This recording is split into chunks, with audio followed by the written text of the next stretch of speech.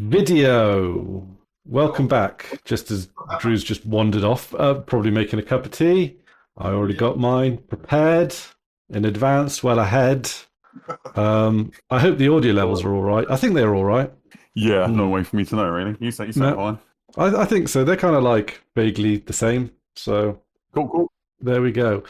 I gotta be honest, this isn't going to be the most exciting thing to say because, what exactly has been drilled into my mind over the past week or so about YouTube and how I never seem to be able to get it out of my mind, and I know it probably irritates everyone, but I have this call to I don't know, I don't know what, delete the channel, or someone left a comment that says Chris, you're worried about the algorithm too much. Creators in general worry about the algorithm too much. It's it's right. But I'm not, I don't care. But I'm drawn, but it's there. It's living rent free in my head, even though it's I don't want to care. I don't care. I think I don't care. Yeah, I mean, the worrying about the algorithm too much, on the one hand, you can just make the YouTube channel you want to make and get the viewers you get. Yeah. But I think being aware that if you're not doing particular things, it's more of an uphill battle. I think being aware of that, I think, is just, yes, you can just ignore that, but, we're humans. We think about these things, just the idea that, tons of people who potentially could enjoy what you're doing are not going to see it because it's not of a particular sort or whatever. Yeah, I mean, the thing is, it's not about, to be clear, it's not about the number. It's not like you're chasing the numbers. If I was chasing numbers, I'd just be doing distro reviews all the time, but I've been on Arch now forever. Yeah. Not forever, a year or something. Same install, one install, same install. It's good. Yeah. Was on Debian stable before that. Would happily go back if necessary, but Arch is fine. Thing I like about Arch is that Arch we're at a point where Linux and distros are mature to the point where, I've got my preferences. I prefer Arch, but you could probably take any of the major distros, stick it on my computer, and if I had to live with it, I'd live with it. It's not that big a deal. It's not that big a deal. Debian is an Arch the two poles of the Linux, not necessarily even the Linux philosophy per se, but one does a lot of what the other doesn't, and vice versa, right? So Debian is slow and steady. Arch is a bit more up to date.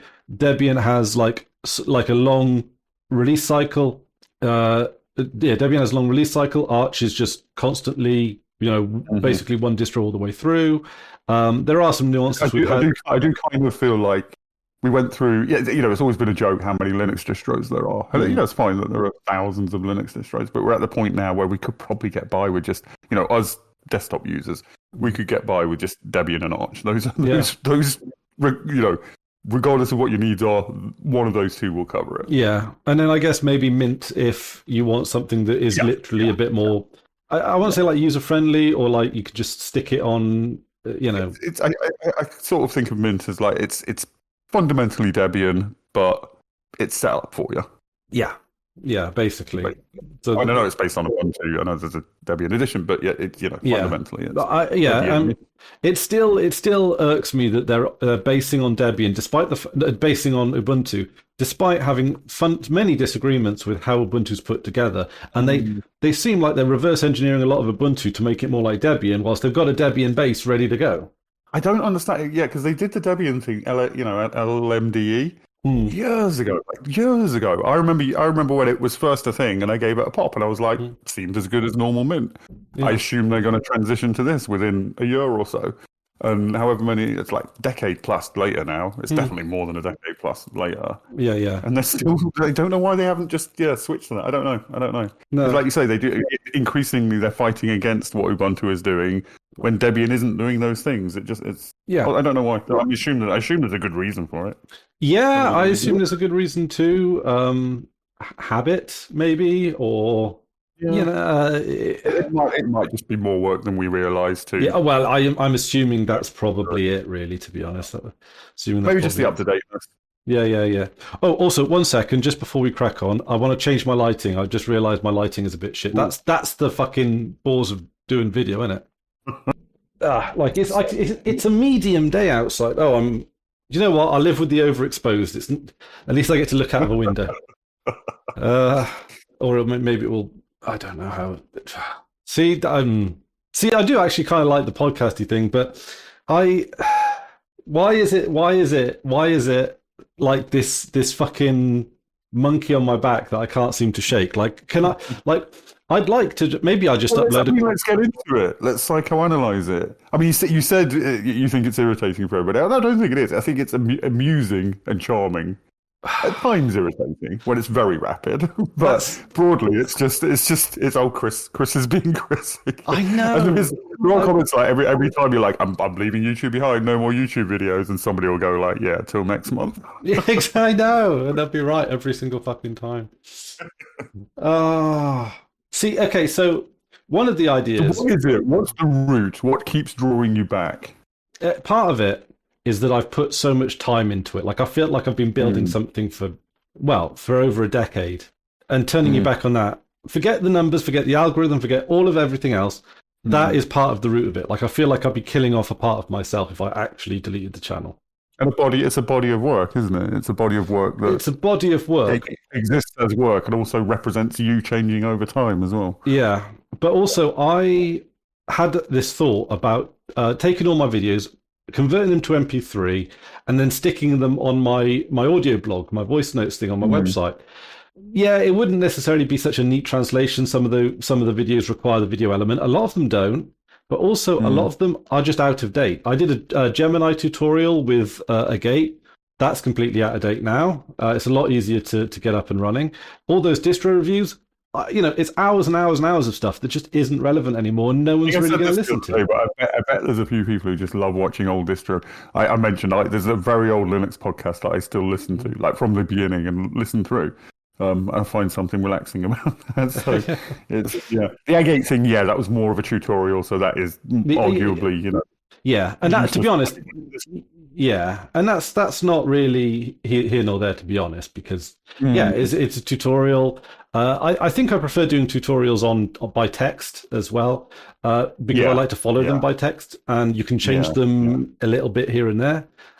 Sometimes if it's like a piece of software, like I learned GNU Cache through some tutorials, and that was really good because it's a visual piece of software.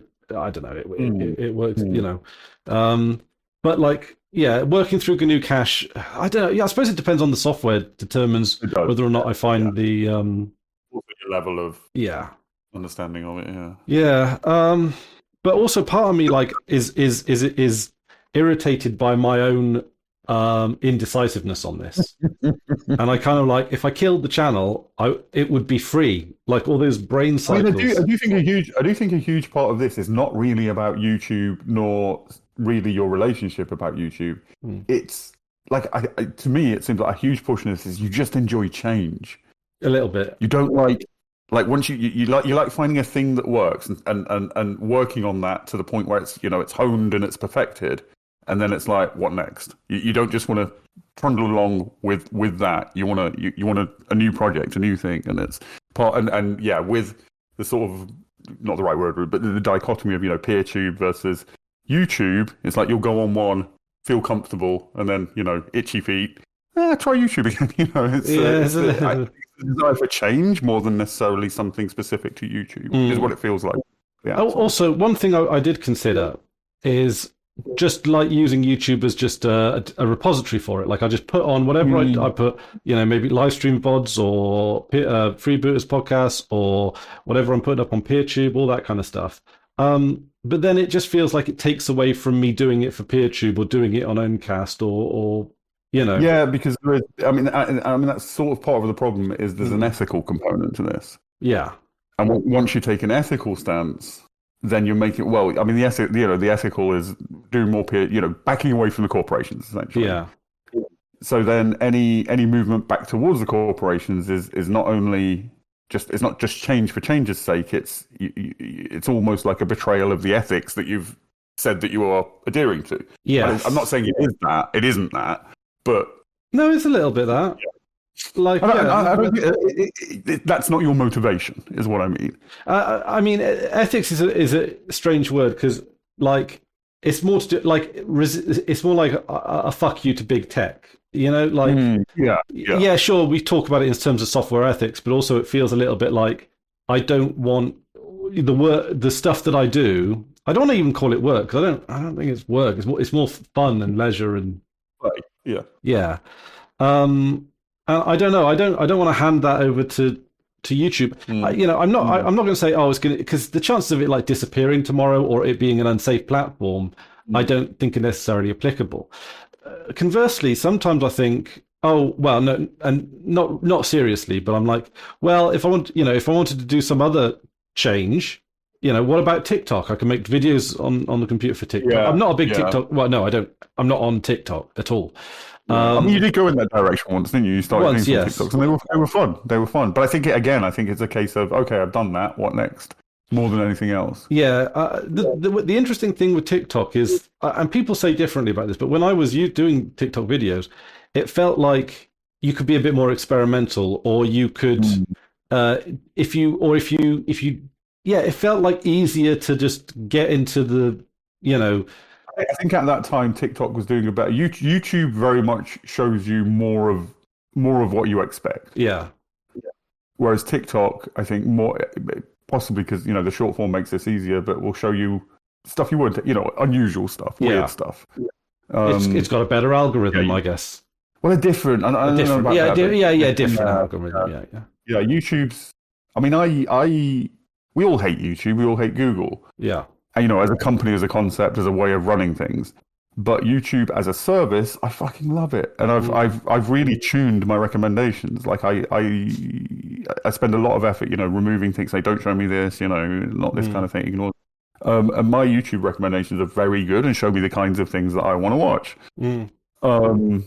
So it's a very good platform from a user point of view in certain ways. But at the same time, I fucking hate it, and I wish it was. Yeah, and then you were talking the other day about how like RSS is kind of making a bit of a comeback, and and I use RSS regularly on my phone. It's much better to like if I want something to read, it's there. There's long form stuff by sometimes people I know, sometimes it's magazines, sometimes it's newspapers. Heck, you can even follow council election updates on RSS. You can follow everything on RSS. I think people are not like en masse, but I do think there's a slow, steady building movement of just normal people, not coming at from a software politics or ethical, just not enjoying the algorithmic experience and seeking to escape from it, and realizing that RSS is one of the avenues for doing that. Yeah, and again, I've never been an RSS user. I've always been somebody who sort of wanted to use it, but didn't really fit how I worked. But have I mentioned this on Freebooters before? Yeah, I think so. I replaced my homepage essentially a curated RSS feed of stuff that I'm interested in, including some YouTube stuff. And the effect of that is I'm reading more interesting stuff. It's a mix of podcasts I like, some politicsy stuff, friends' websites and blogs, and a bit of YouTube stuff. But I'm reading more. I'm reading more blog posts, which is good. And I'm engaging with YouTube in a bit more of a considered way, I think, because of it. Okay, yeah. I mean, I see. The thing is also with YouTube is that a lot of people I know aren't making videos for YouTube anymore anyway. Other people I feel have moved on. I think that's part of it. Like, I, for some reason, can't leave well enough alone. Like, I can't just be like, okay, I've done YouTube. That's over in the corner. Why do I have to feel the need to kill it? Yeah, I think you and I was on dial-up for a very long time. I was on dial-up well into when people had, like, beyond, like, the 2 meg broadband came along, and then the faster broadbands. Well into the, like, faster broadband era, I was still on dial-up. And YouTube did not work on dial-up. So I came to YouTube very late. I think you were a user of, like, old YouTube. Like, you remember the old original YouTubes and stuff. I don't. For me, part of what I enjoy about YouTube, I don't care about the longevity of channels and stuff. I kind of like the churn. I kind of like having a fascination. Like, there's a channel I found that one I mentioned to you. I mentioned it on Freebooters, actually. The botanist dude, the working class Italian American botanist dude. Yeah. I'll binge him for a week, and then probably not go back for a few months. And then I found this American dude in Ohio, very sort of like working class, normal, in his 50s. American dude who just eats British food. It's one of those Americans eats British food dudes. But he's so He's very not YouTubey, very down to earth, very just trying hobnobs, loving them, sharing hobnobs with his friends and stuff. So yeah, the point is like I don't mind the churn. I don't mind finding new channels, old channels fall by the wayside, find new stuff. I mean, that's not all I watch. I watch a lot of politics. Politics is my mainstay on politics and board games is my mainstay on YouTube. But. Yeah. What is my mainstay? Like it. Actually, yeah. What is it? I'm gonna just have a look at like a lot of it's video games. Actually, I watch a lot of video game stuff. I used to. I don't watch. I can't watch. I find video game content unpleasant now for some reason. I don't know. It's not that it's changed or anything. I think it's more I've changed. Yeah, it's video game. A little bit of politics. Mostly there's some video game stuff. There's some like bigger channels. A couple of podcasts. Yeah, smaller. There's the occasional smaller channel here, but most of what I'm watching, actually, most of what I'm looking at here, and I don't know if this is a volume question because it's subscribers, is that like smaller channels will put out a video, I don't know, a couple of times a year or a few times, once a month or something. But a lot of my subscription feed is people that are churning out, near daily videos and stuff like that, who are like, professionals.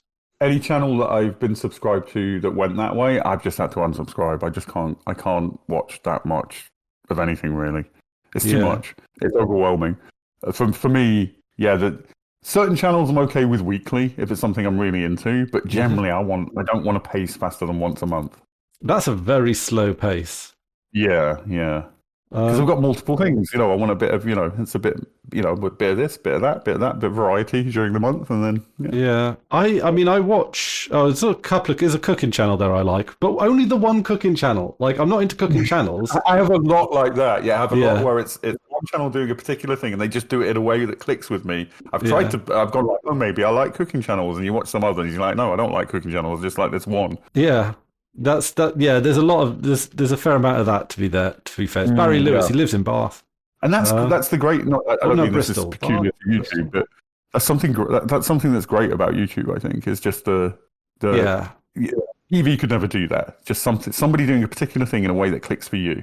Speedrunners. I like speedrunners as well.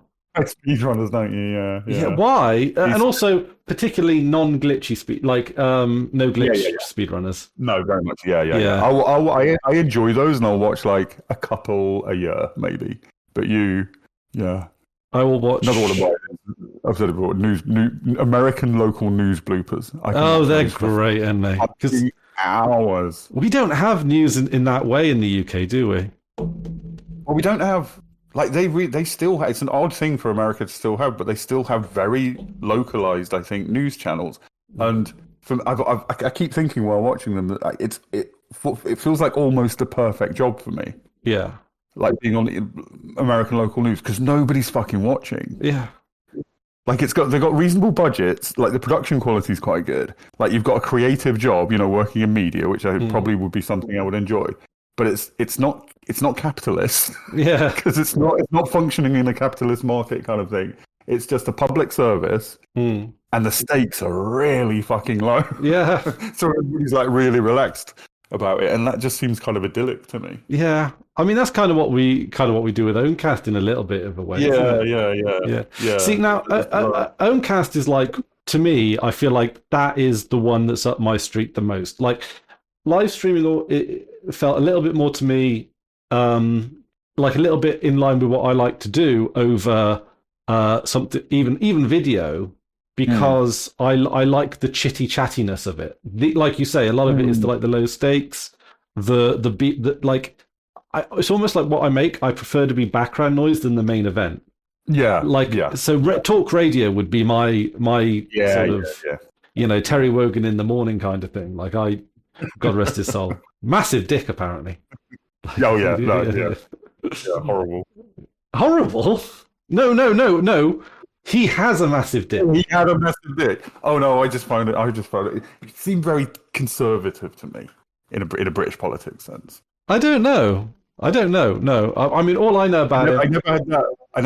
I know a lot of people have a sort of warm, feeling. I didn't. There were others of that era that I did, but no, not with Terry White. Also get to the fucking point, man. Oh my God, He no! won't. Like you get look at Yeah, but no, I feel you called can. out. For me, no, for me, it's pick one. You can either talk slowly or not Yeah. get to the point. You talk quite quick and meander, but you're saying stuff. Whereas he'll just talk incredibly slowly and not get to. I'm literally falling asleep between words.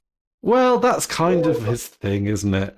I know. I just don't enjoy his I thing. mean, when it comes to like national treasure Irish people, um, Is he proper Irish though? is he proper Irish? Well, it says here on Is he Irish Wikipedia he's an the way Irish that? and radio television broadcaster, worked in the Yeah, BBC. yeah, yeah. But is he Irish like Sean Connery's Scottish? Is Sean Connery not Scottish? Well, it's like loves talking about being. Well, is he alive? He's probably dead now. Is Sean Connery alive? I've got to fuck. I assume he's dead. I don't know, actually. I assume he's dead. He must be dead. He'd be like 10 billion years old if he was alive. Yeah, but he's got the misogyny to sustain him. No, he died. Died in 2020 though. Oh, he died of Jesus. Okay, but yeah, no, loves talking about being Scottish. Lives in America. Is that like Nigel Farage who loves like talking about being British but is in Spain, lives in Spain? Like, yeah. I don't want that to get too, like that's not. Again, I always have to caveat that, like, it's not about him. If a Pakistani fella comes to live here, he's British. he can go on the radio That's too. cool. Whatever radio, like, but yeah, no, but sort of capitalizing on this identity of being something while not really engaging with it or in any way helping that place or things just seems always a bit. I might be right. That might not be how Scottish people. Hamish, is that how Scottish people think of Sean Connery, or are you sort of proud of him, or what? I don't think Scottish people are not proud of Sean. Hamish would not be proud of Sean Connery. I don't think he would, but you never know. No, Hamish, who will be watching this probably on PeerTube, let us know your thoughts on Sean Connery. Probably involved the word Dick Weasel, I'd imagine. I think that's a British. I think that is a British trait, though. Is we don't like people who get successful and go to the place, the bigger place, like Hollywood or whatever. We don't like that. I mean, Anthony Hopkins, Catherine Zeta-Jones, Marina and the Diamonds. Yeah. Well, Marina and the Diamonds kept a Welsh heritage, and I wouldn't necessarily say she's gone Hollywood, actually. I don't know who that is. Oh, she's lovely. Singer. Yeah, no, I don't. Very pretty. Anthony Hopkins, I just find deeply irritating. He is one of those. It happens a lot with British people. He is an appalling actor that Americans think is an amazing actor just because he's British. Oh, are you going to say that about Patrick Stewart too? Yes, Patrick Stewart he's a deeply mediocre actor. He's very good at doing like the Shakespearean, like oratorical, like giving a speech kind of thing. Very good at that. Anything else?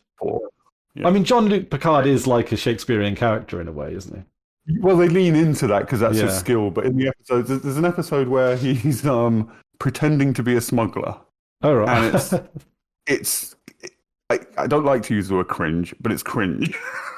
He's not. Yeah, hang on a minute though. If he is Jean-Luc Picard trying to be a smuggler, then he's not acting being a smuggler. He's acting someone acting. He's not doing that well either. He's not doing that well. I forget her name. Oh, Kate Mulgrew, who plays Captain Janeway in Voyager. Oh yeah.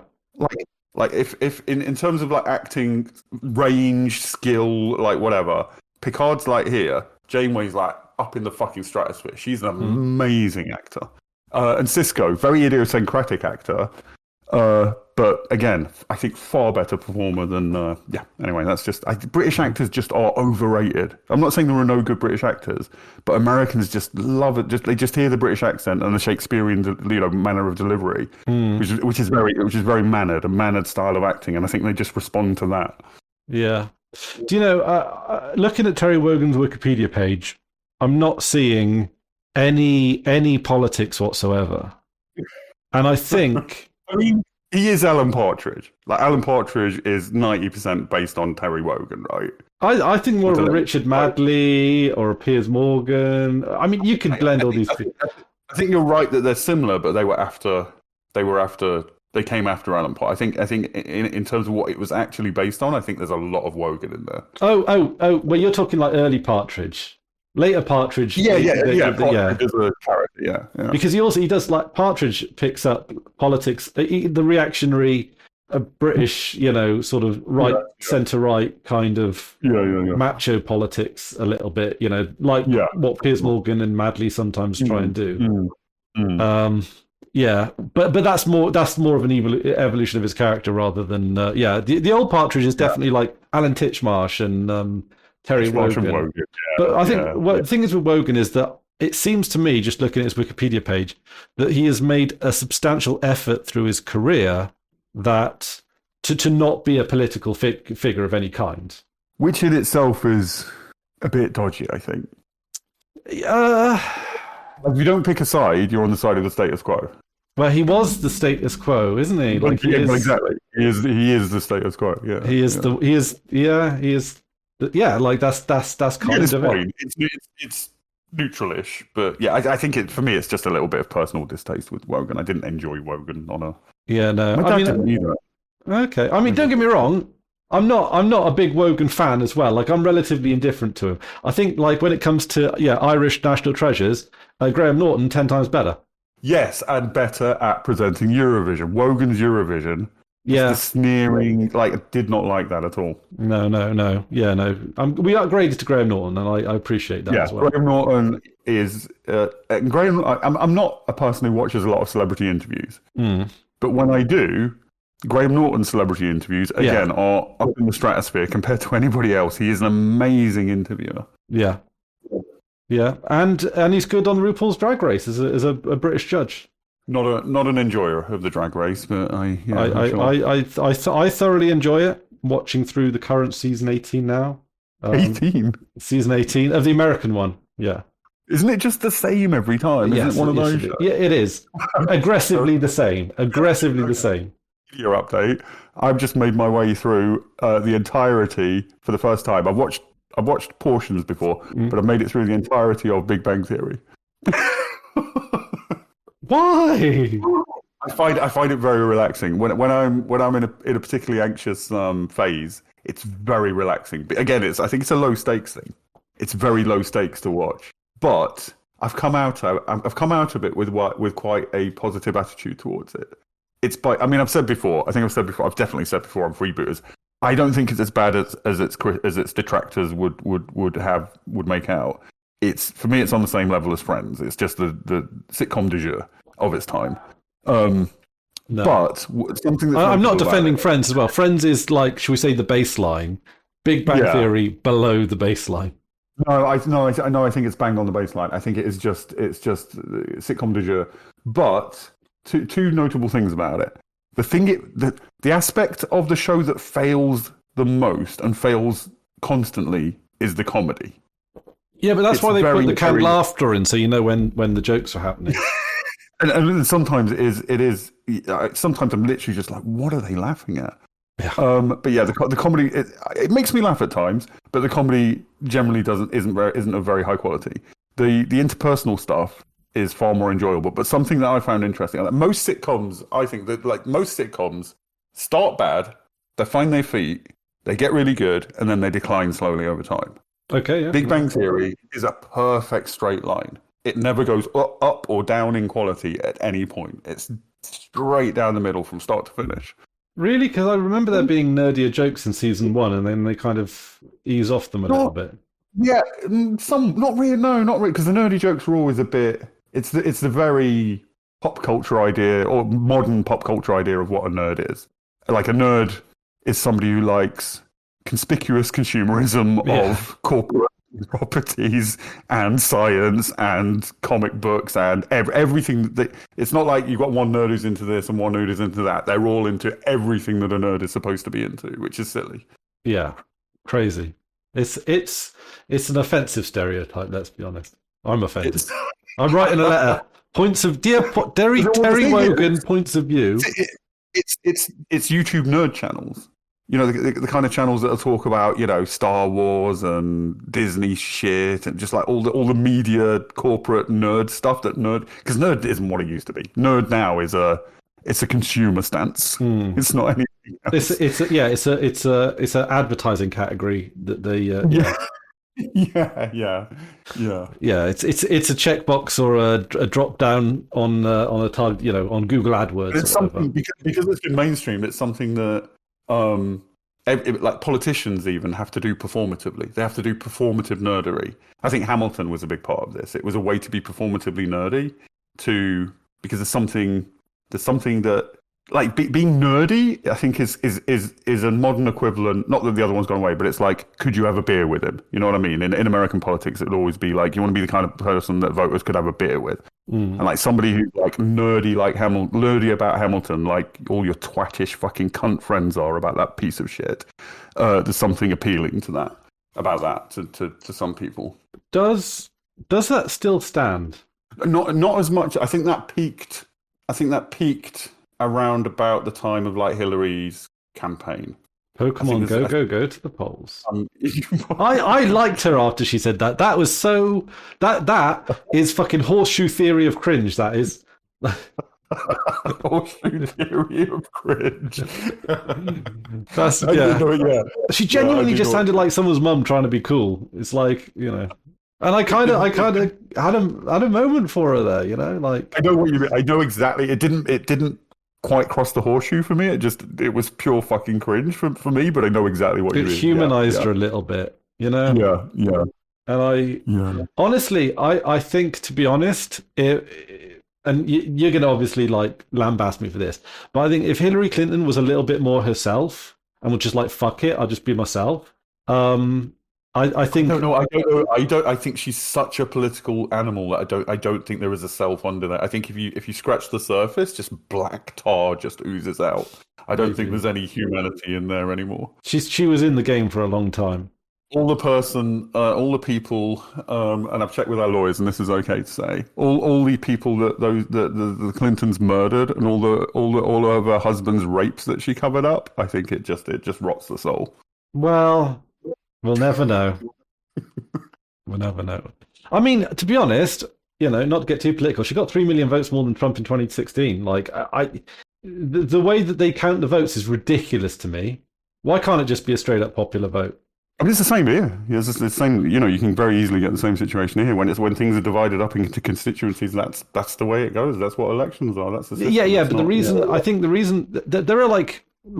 There's a history there, about it being very important that states do their own voting thing, because apparently that's like some, it's a what you call it, like an artifact of power or something, like where it's a federal, federal. But there's nothing to say that they can't do their own votes and then just like tally them up and be like, okay. Candidate 1 gets this many votes, candidate 2 gets this many votes, 3, 4, they get the, and then they all just, add up total. I think some states do it proportionally, don't they? I think Maine has, because it's even complicated above that compared to our system with the electoral college as well. What it comes down to is how many electors.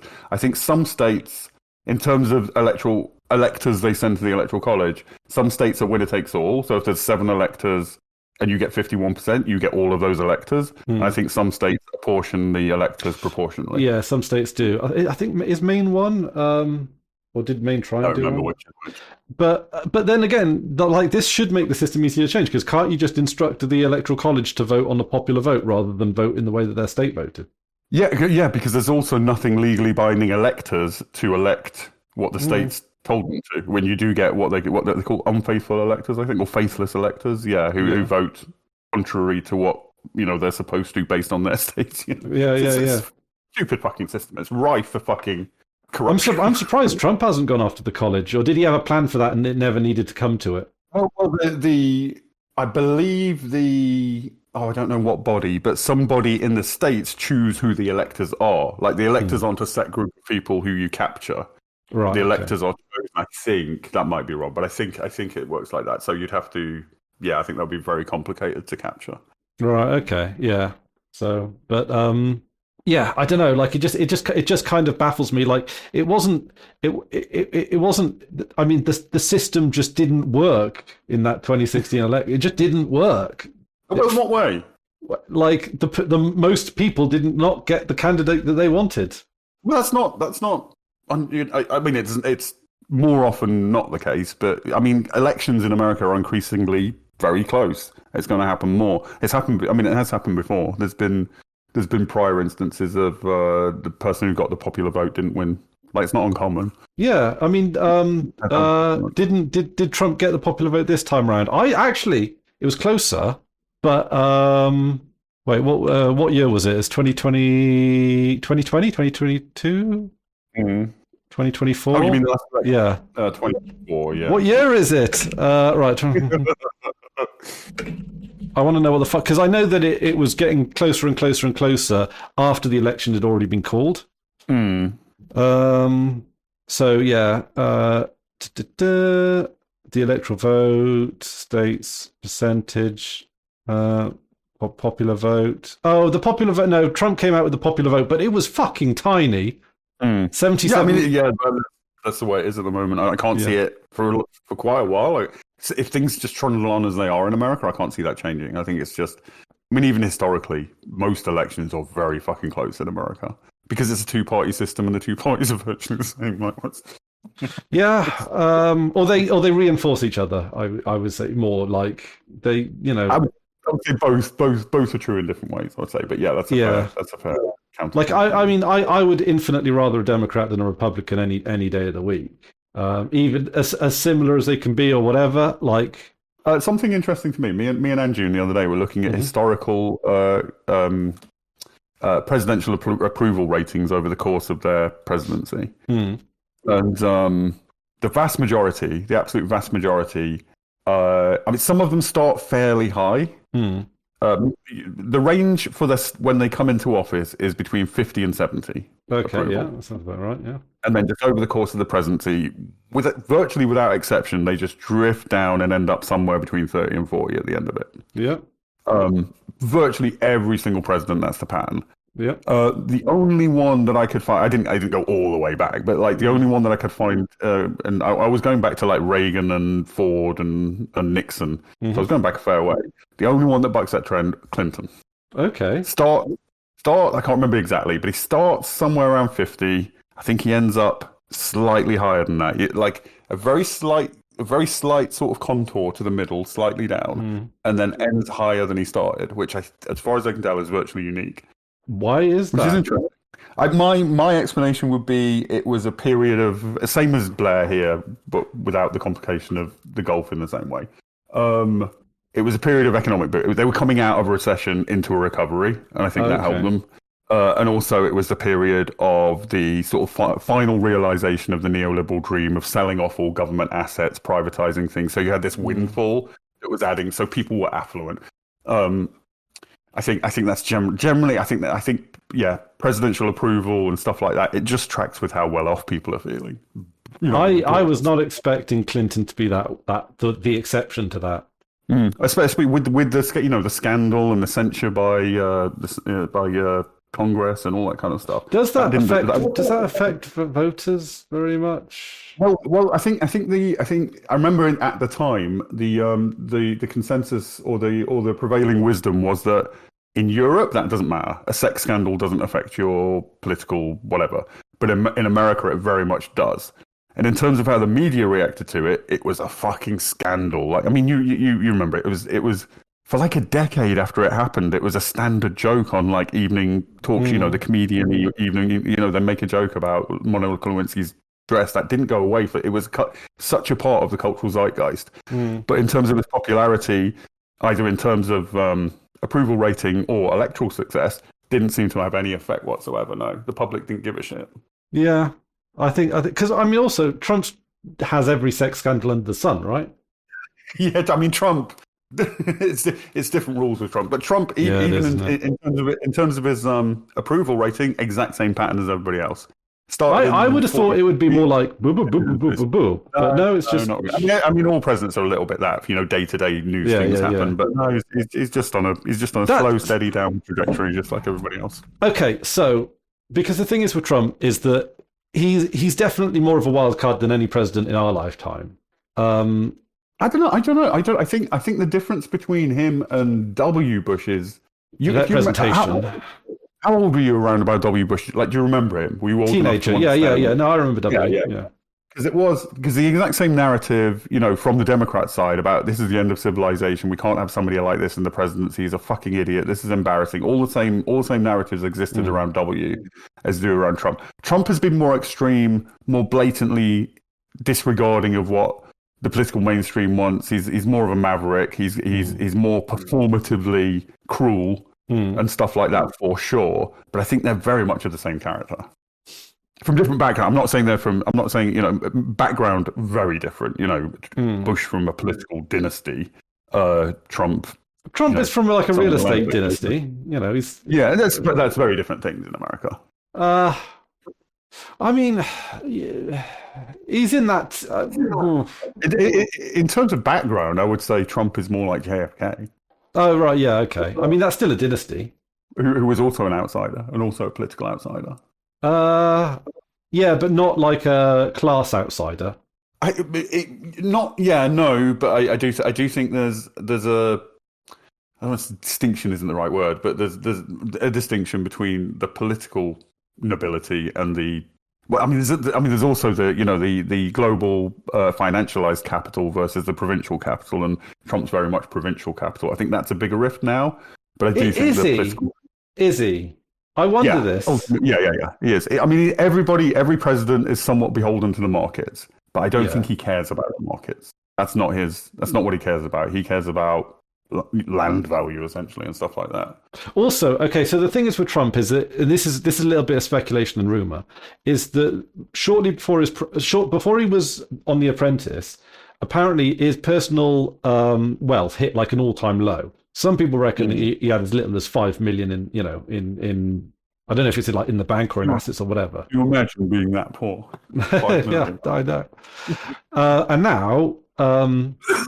And now, what is he, like a billionaire or multi-billionaire or something like that? Very hard. It's very hard to get tabs on, I think, isn't it? But yeah. I think he agreed to be quite a high billionaire. Yeah. And a lot of that money seems to have been made through various different grifts since he became a political figure. Yeah, so he's definitely doing things that are akin to insider trading and stuff like grifting, cryptocurrency stuff. I mean, if him with his cryptocurrency, that is such a perfect avenue for bribery. Like all some sort of foreign powers got to do is to influence him is buy up a shitload of his coin at a good price. Oh, yeah, and he would be. Yeah, no, I think a large part of why he became president was to enrich himself. I think that's one of his main ego, of course, but also and I don't think we've had a president like that before. Because generally speaking, the presidency has not been.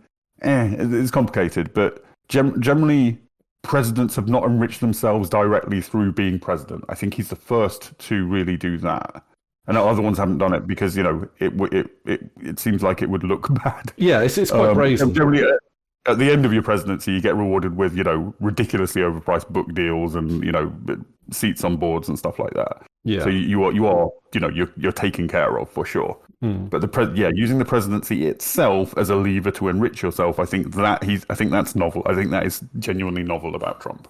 Yeah. I mean, do you think we were going to go to war with Iran in the way that we did, in that incredibly chaotic and poorly planned out way with other presidents? No, the only reason that because Israel has been wanting that to happen for decades. Yeah, and every other president has either been smart enough or has listened to their advisor, the military advisors enough to not do it. And Trump is clearly just stupid enough or maybe enough. Maybe Netanyahu has dirt on Trump. Or maybe Netanyahu has dirt on Trump. Yeah, that's entirely possible. Isn't Epstein? Wasn't it sort of said that Epstein might have been a Mossad agent or? I think the Epstein stuff is somewhat not in terms of it's evil. To be clear, I'm not saying it's overstated in terms of what it is. It's a horrible thing, but in terms of its political salience, I think it's overstated. In the same way as I know it's a different character of thing, very much so, but as it's same as the Monica Lewinsky stuff, I don't think the general public. I think they have a sort of a tabloidy interest in it as a salacious information.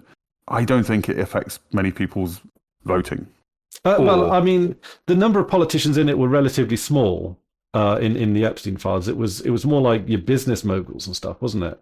Well, yeah, more so, yeah. And let's be honest, who likes Bill Gates? We all knew he was a bit of a wrong, and didn't we? Absolutely, yeah. Yeah. Yeah, but I don't. I mean, even I.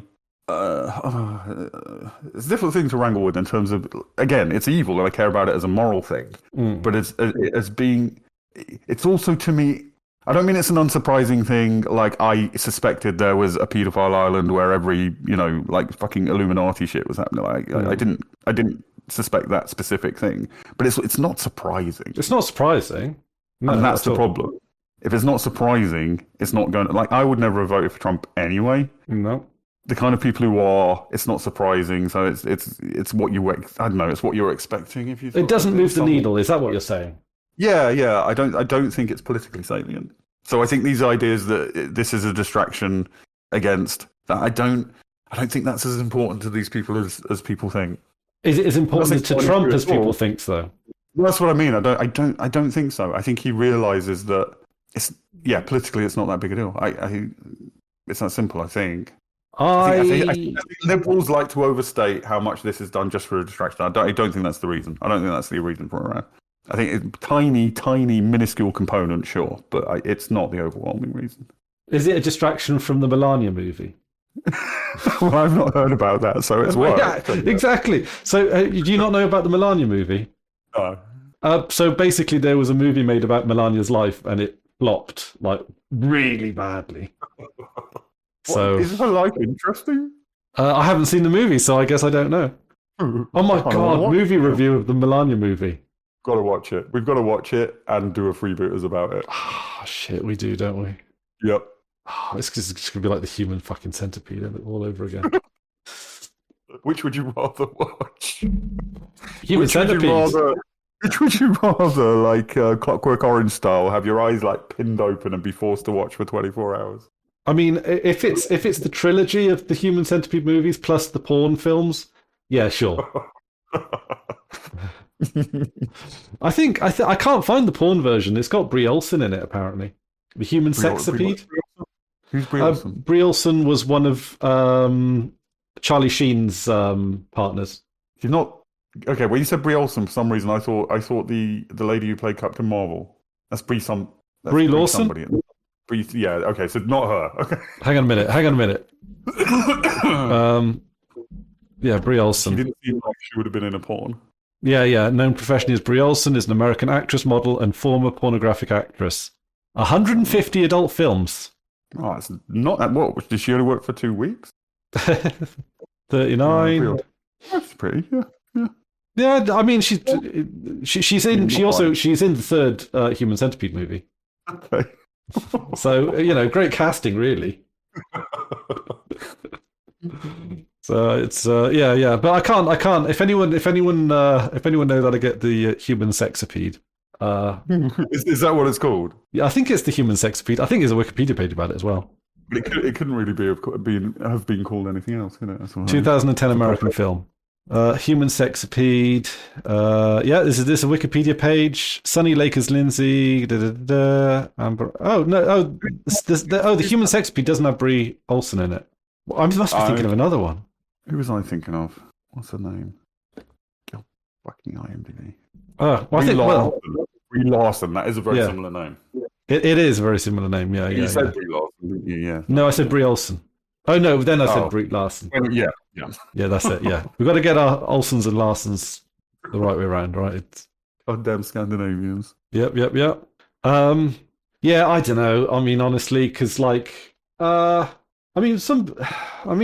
killed Epstein over it, so it must have mattered somewhat to them. Well, I don't think they killed Epstein over it because he was going to go to the press. I think they killed Epstein over it because he had a fuck ton of blackmailable information. I mean, isn't that sort of two very similar reasons? Whether people would care if it was... I mean, even if it doesn't move the needle politically, it's not something you want out there. I think that's a fair thing to say. Okay, so you would be willing to play blackmail, even if the actual practical ramifications of it come. I mean, it's a hassle. It coming out. Right? It's a huge. I mean, theoretically, Trump can't run for another term. What do you mean theoretically? He might try. He's joked about trying it before. I mean, it is directly. I mean, the Constitution says you can't. I mean, the Constitution says a lot of things. I mean, some things are easier to ignore than others. I think not meeting the legal requirements to get on the ballot, I think, would be a bigger blocker than, you know. I don't know, because haven't there been like some candidates that have theoretically not been able to be on the ballot, but I mean, there's always the write-in thing, isn't there, in America? You can just write in a candidate. Yeah, I mean, I think in order to, I had a conversation with Shah about this. You know, just in terms of will Trump try to stay in power? I think realistically, when you get right down to it, I think he'd have to have the military on side to do that. And you don't think he'll get the military on side? I don't think the military's on his side, no, especially after Iran. And I would say probably, and I don't mean all cops, but I think generally the cops are probably on his side. So if you want a cops versus military civil war, and Shah made the point, National Guard, I think the National Guard would be on his side. So I think there's a scenario where you have the National Guard and the cops, broadly speaking, against the military, broadly speaking. The military defending the Constitution and the cops.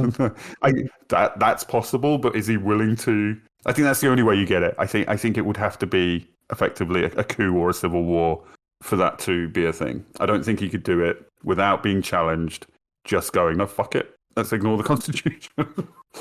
Unless and the other option is he somehow manages to declare a state of emergency, which allows you to, I believe, push back the election. That's a possibility, but again, I think that would be challenged. And I think, honestly, I'm not saying obviously a lot. I'm not the biggest fan of the American military. Don't think they're a force for good in the world, to say the fucking least. But I think in terms of that kind of internal thing, I think the military would be on the side of defending, you know, American democracy and the Constitution. I think they would. Because remember, one of the big indicators for whether you're a Trump supporter or not is education level. And every US military officer has to have a college degree. Okay. If you rise up through the ranks, do you then have to get a college degree? To rise above an NCO, I believe. I'm not 100% on that, but I believe so, yeah. Oh, okay. I mean, I don't think you can be. This might be all because in our military, at least in the past, I think this is still a thing. You can't. I don't think you can be promoted above NCO or like Chief Petty Officer in the Navy without officer training, and I think officer training includes getting a degree. Okay. But then I'm assuming that there are avenues through the military to get that. Yeah, absolutely. Yeah. There's probably like a special, in the same way that, like, you know, my bus company teaches me how to, you know, drive a bus and gets me all my bus qualifications. Like which is handy. Yeah. It's a great way to. Be awkward if they didn't. Yeah, it'd be kind of weird if, like, not all bus companies do this, but like, it would be kind of strange if you had to go out and get your Category D license on your own. Oh, I was just thinking you turned up as a bus driver and they're like, do you know how to drive a bus? And you're like, no. And they're like, well, good luck. Yeah, yes. It's interestingly enough, it's a very well-regulated industry. And good. I feel like, you know, like being on the inside of it, I feel quite reassured that they do everything that's realistically possible to, like, keep people safe. That is reasonable given that. How heavy is a bus? It's about 10 tons. Is that unloaded? Yeah, generally, yeah. And the people would add 15 people are about a ton. Oh, 15 people are about a ton. Okay, so that's a good few tons of metal hurtling down. This is okay. So the one thing about bus driving, I wish I could impart to everyone on the road is, for the love of God, please understand and acknowledge and act upon the fact that a bus takes substantially longer to slow down and stop than a car.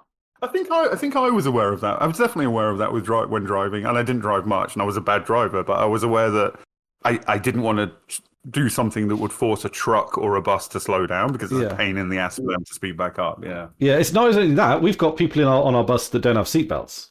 Yes. So it's it seems like an awful idea.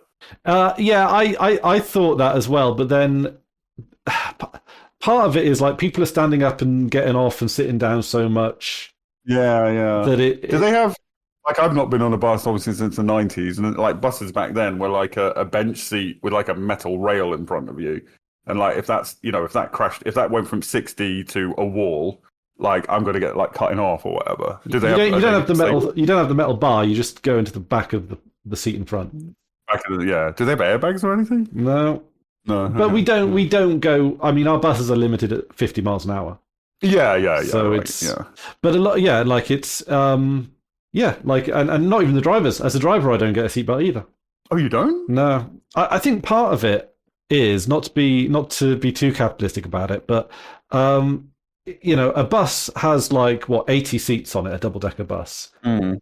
Checking and verifying all those seat belts every single day would take a lot of time, a lot of work, and repairing them would be incredibly difficult and expensive. I mean, I guess also just in terms of what I believe is called physics. Mm. Like if you're in a car going even like just 60 or something, and you hit something like a wall or a bus or whatever, you're going from 60 to 0 in the space of nothing, basically.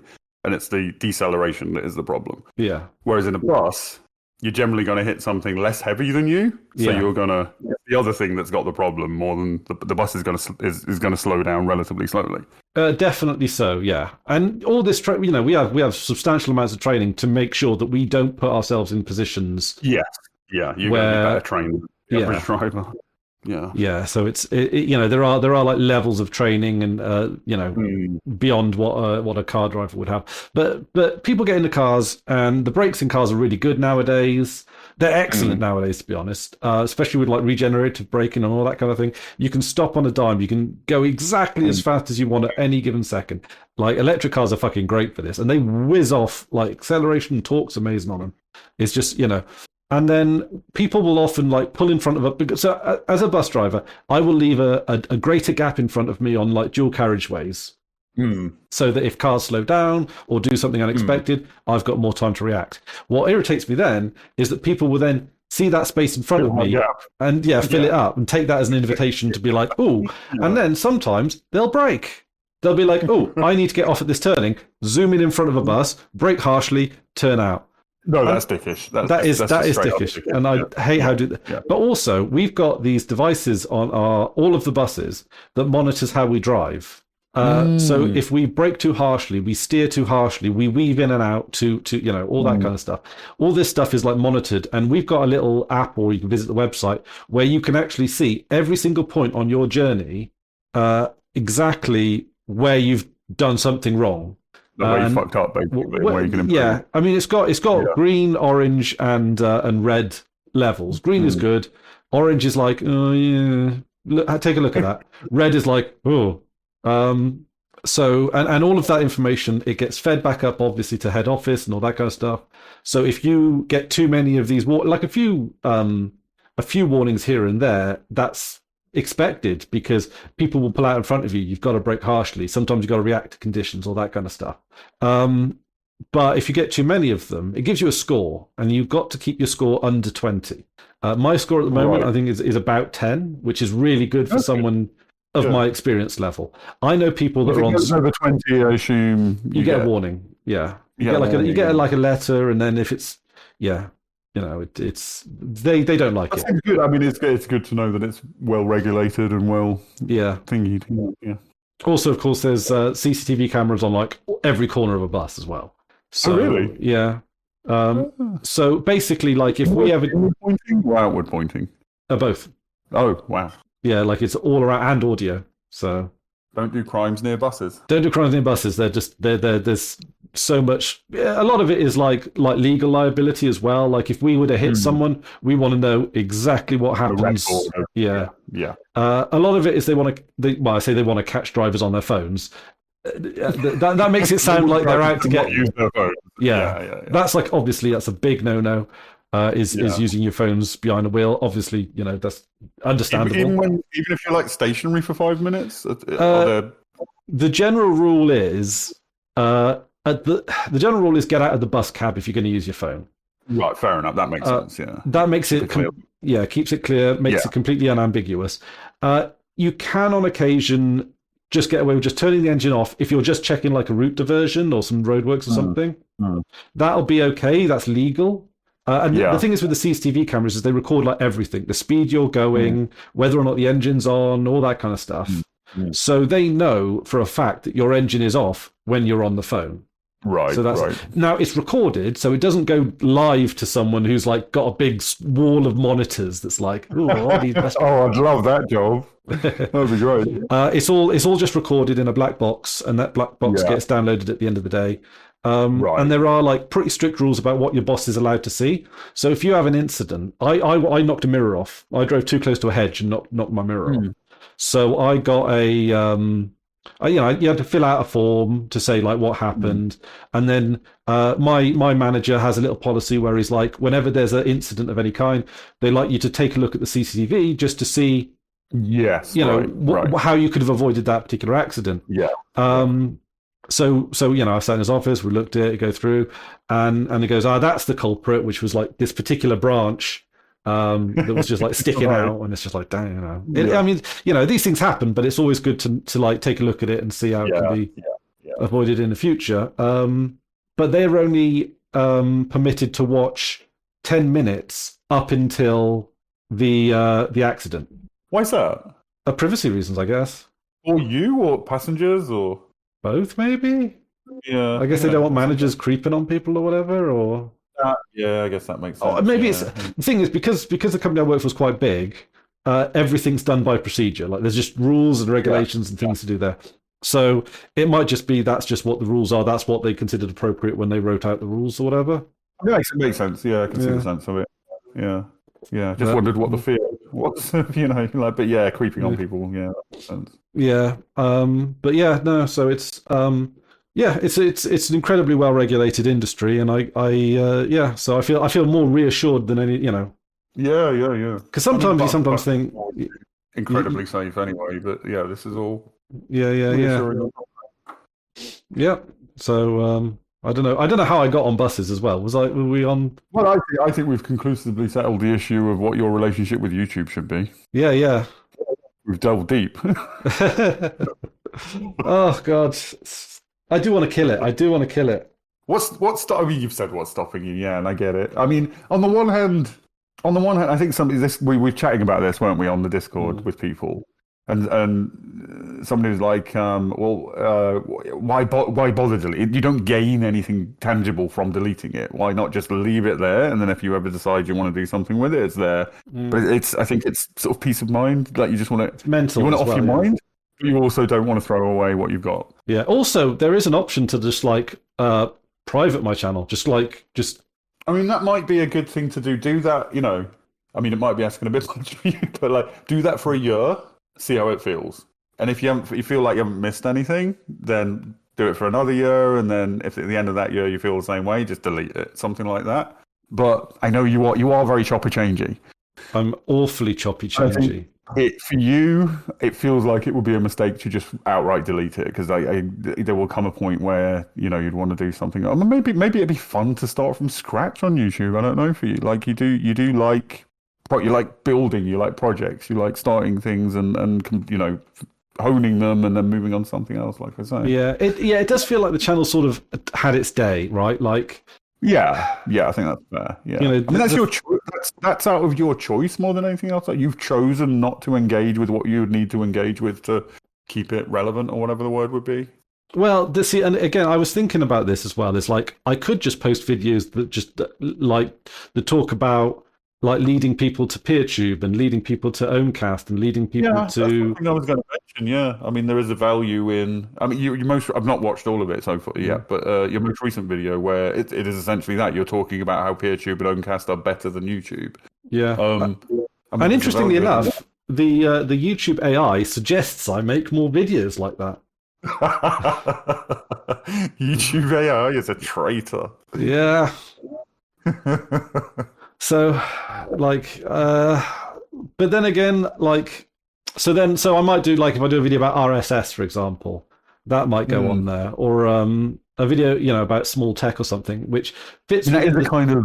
I mean, this is part of the problem, I guess, is that is a relatively limited well, unless you're explicitly starting out to milk that and just do essentially repeated same topics over and over again.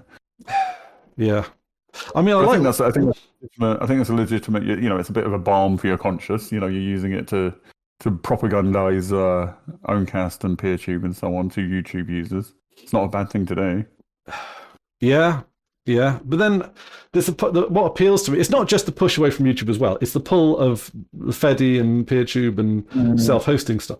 Because to be honest, if it wasn't for our good friend Hamish, I probably wouldn't be on PeerTube because I don't like the idea of I like the idea of being on an instance of like friends, basically. Yeah, yeah. To me, that is a big appeal to the whole thing. Like, it's got that benefit that other people can like feed into it, reply to it, all that kind of stuff. But at the end of the day, we're just a bit of like, it feels a little bit like the crew of the Firefly on the show Firefly. Yeah. Like we're just we're just like political idealists or whatever. Just trying to trying to make it It's more like Neelix's breakfast show on the show Star Trek, the superior show Star Trek Voyager. Okay, yeah. And even so, if it wasn't for PeerTube, maybe it'd just be self-hosting it. Maybe I'll do like a Plock, but for video, which I kind of have done, but it doesn't. I feel like, do you know what's kind of weird is, would it need thumbnails? Wings wrestled with this when he's been making his videos. I think he did it. I think he ended up doing thumbnails, as opposed to just whatever first frame of the thing, or even just a title. Yeah, or even just a title. Yeah, yeah. I do like the idea of people just self-hosting their video and stuff on their own site, but partly because it's moving away from this idea of everything being connected to everything, and also just because that's a nice thing to find, like a little treasure trove of they've got loads of these videos that I'm interested in. That's a nice thing to discover. Yeah. Also, sort of tangentially to all of this as well, when I talk about like what I want to keep and what I don't want to keep in terms of content, right? Because of course we play a lot of games. We've gone through Divinity 2, now we're doing Divinity 1, and I think whenever we like live stream it or something, I do keep the archives of it because I like it. Like, to me, it's pleasant memories. But then, I don't know, does that... But, like, I never rewatch them, really. But So does that... Like, the ephemerality of Ohmcast is something that I really like. Like, it's a moment, people come together, and people don't really care for video on demands for the most part. There are, like, exceptions out there for, like, super big, streamers and stuff, or people that do more show-style live streams. But for people that are just hanging out, I don't think VODs are... Yeah, just hanging out, yeah.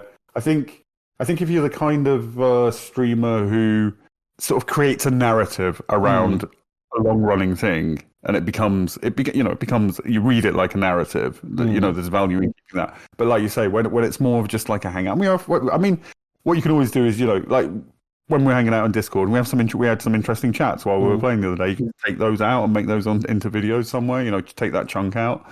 If you can be asked, it's a bit work, but.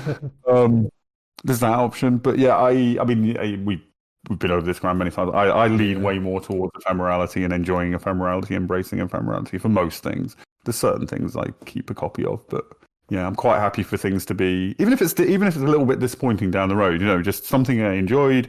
Then a couple of years later, I look it up and it's like, it's gone. Oh, that's a shame. But you fucking move on with your life. Encourages you to find something new. A little bit feels like my mind has been poisoned a little bit by the nature of YouTube, by the nature of Google, and the archival of things, and like the idea that losing something is, like I think I lean too much in the over archival of things a little bit. I think there's there's a legitimate side to that for sure. But then I delete a lot of archives as well. But then sometimes I regret it, so I don't know. Well, we've been polluted. So I think it's fundamentally a corporate idea that we can. This is data. Data should be stored, and we can store this data forever. I think it's that mindset, and I think we've been poisoned by postmodernism to not be able to recognize the difference between the stuff that's worth saving and the stuff that isn't. The stuff that's of some cultural or historical significance, and the stuff that's just of its moment, serving its community in its time, doesn't need recording. And I think sort of like a historical view gets brought into it. What would historians want to keep? And of course, a historian would want to keep everything.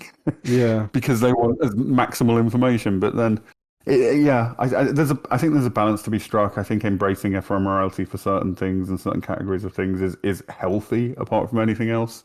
It allows you to move on. I think this is why I struggle with this YouTube thing. I don't, it's one thing I can't move on from. Yeah.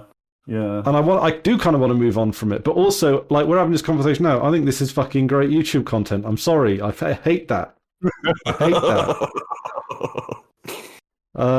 Yeah, and it's even like the long form stuff is good, and it's like, oh, I wish I could. I don't know. I wish this just didn't live in my brain the way that it does. It's getting to the point now where it's just you know. I think from what you're saying, I think you would feel better if you deleted it. There's a potential for regret down the road, but how big is that regret going to be, really? I want someone to tell me what you've just told me, but I don't know if that's just looking for validation for doing something that I fundamentally want to do. Like, you know. There's something. Actually, I think I might have got this from The Big Bang Theory. They were talking about making decisions and stuff. Yeah, yeah. And they said, you know, if it's a binary decision, flip a coin, and how you feel as to what the coin tells you more than blah blah blah blah blah blah. And I think that rings true to me. Like, if it feels 50-50 and you flip a coin and you're like, oh, then do the other thing, you know? Or if you're like, oh, good, it's reinforced. I think that gives you just a momentary. It tricks the brain into giving you like a deeper, you know. Sponsored by Big Bang Theory. I've actually got on my desk. I've got a legitimate counterfeit £1 coin that I got given on the buses. That's cool. It's just like it's like most of the way there, but it's just not. It's not quite a full proper pound coin. It looks. Is it worth counterfeiting a pound coin? That's kind of why I kept it. It's like why? Yeah. It's like okay, right. Heads I delete, tails I don't. I didn't feel anything.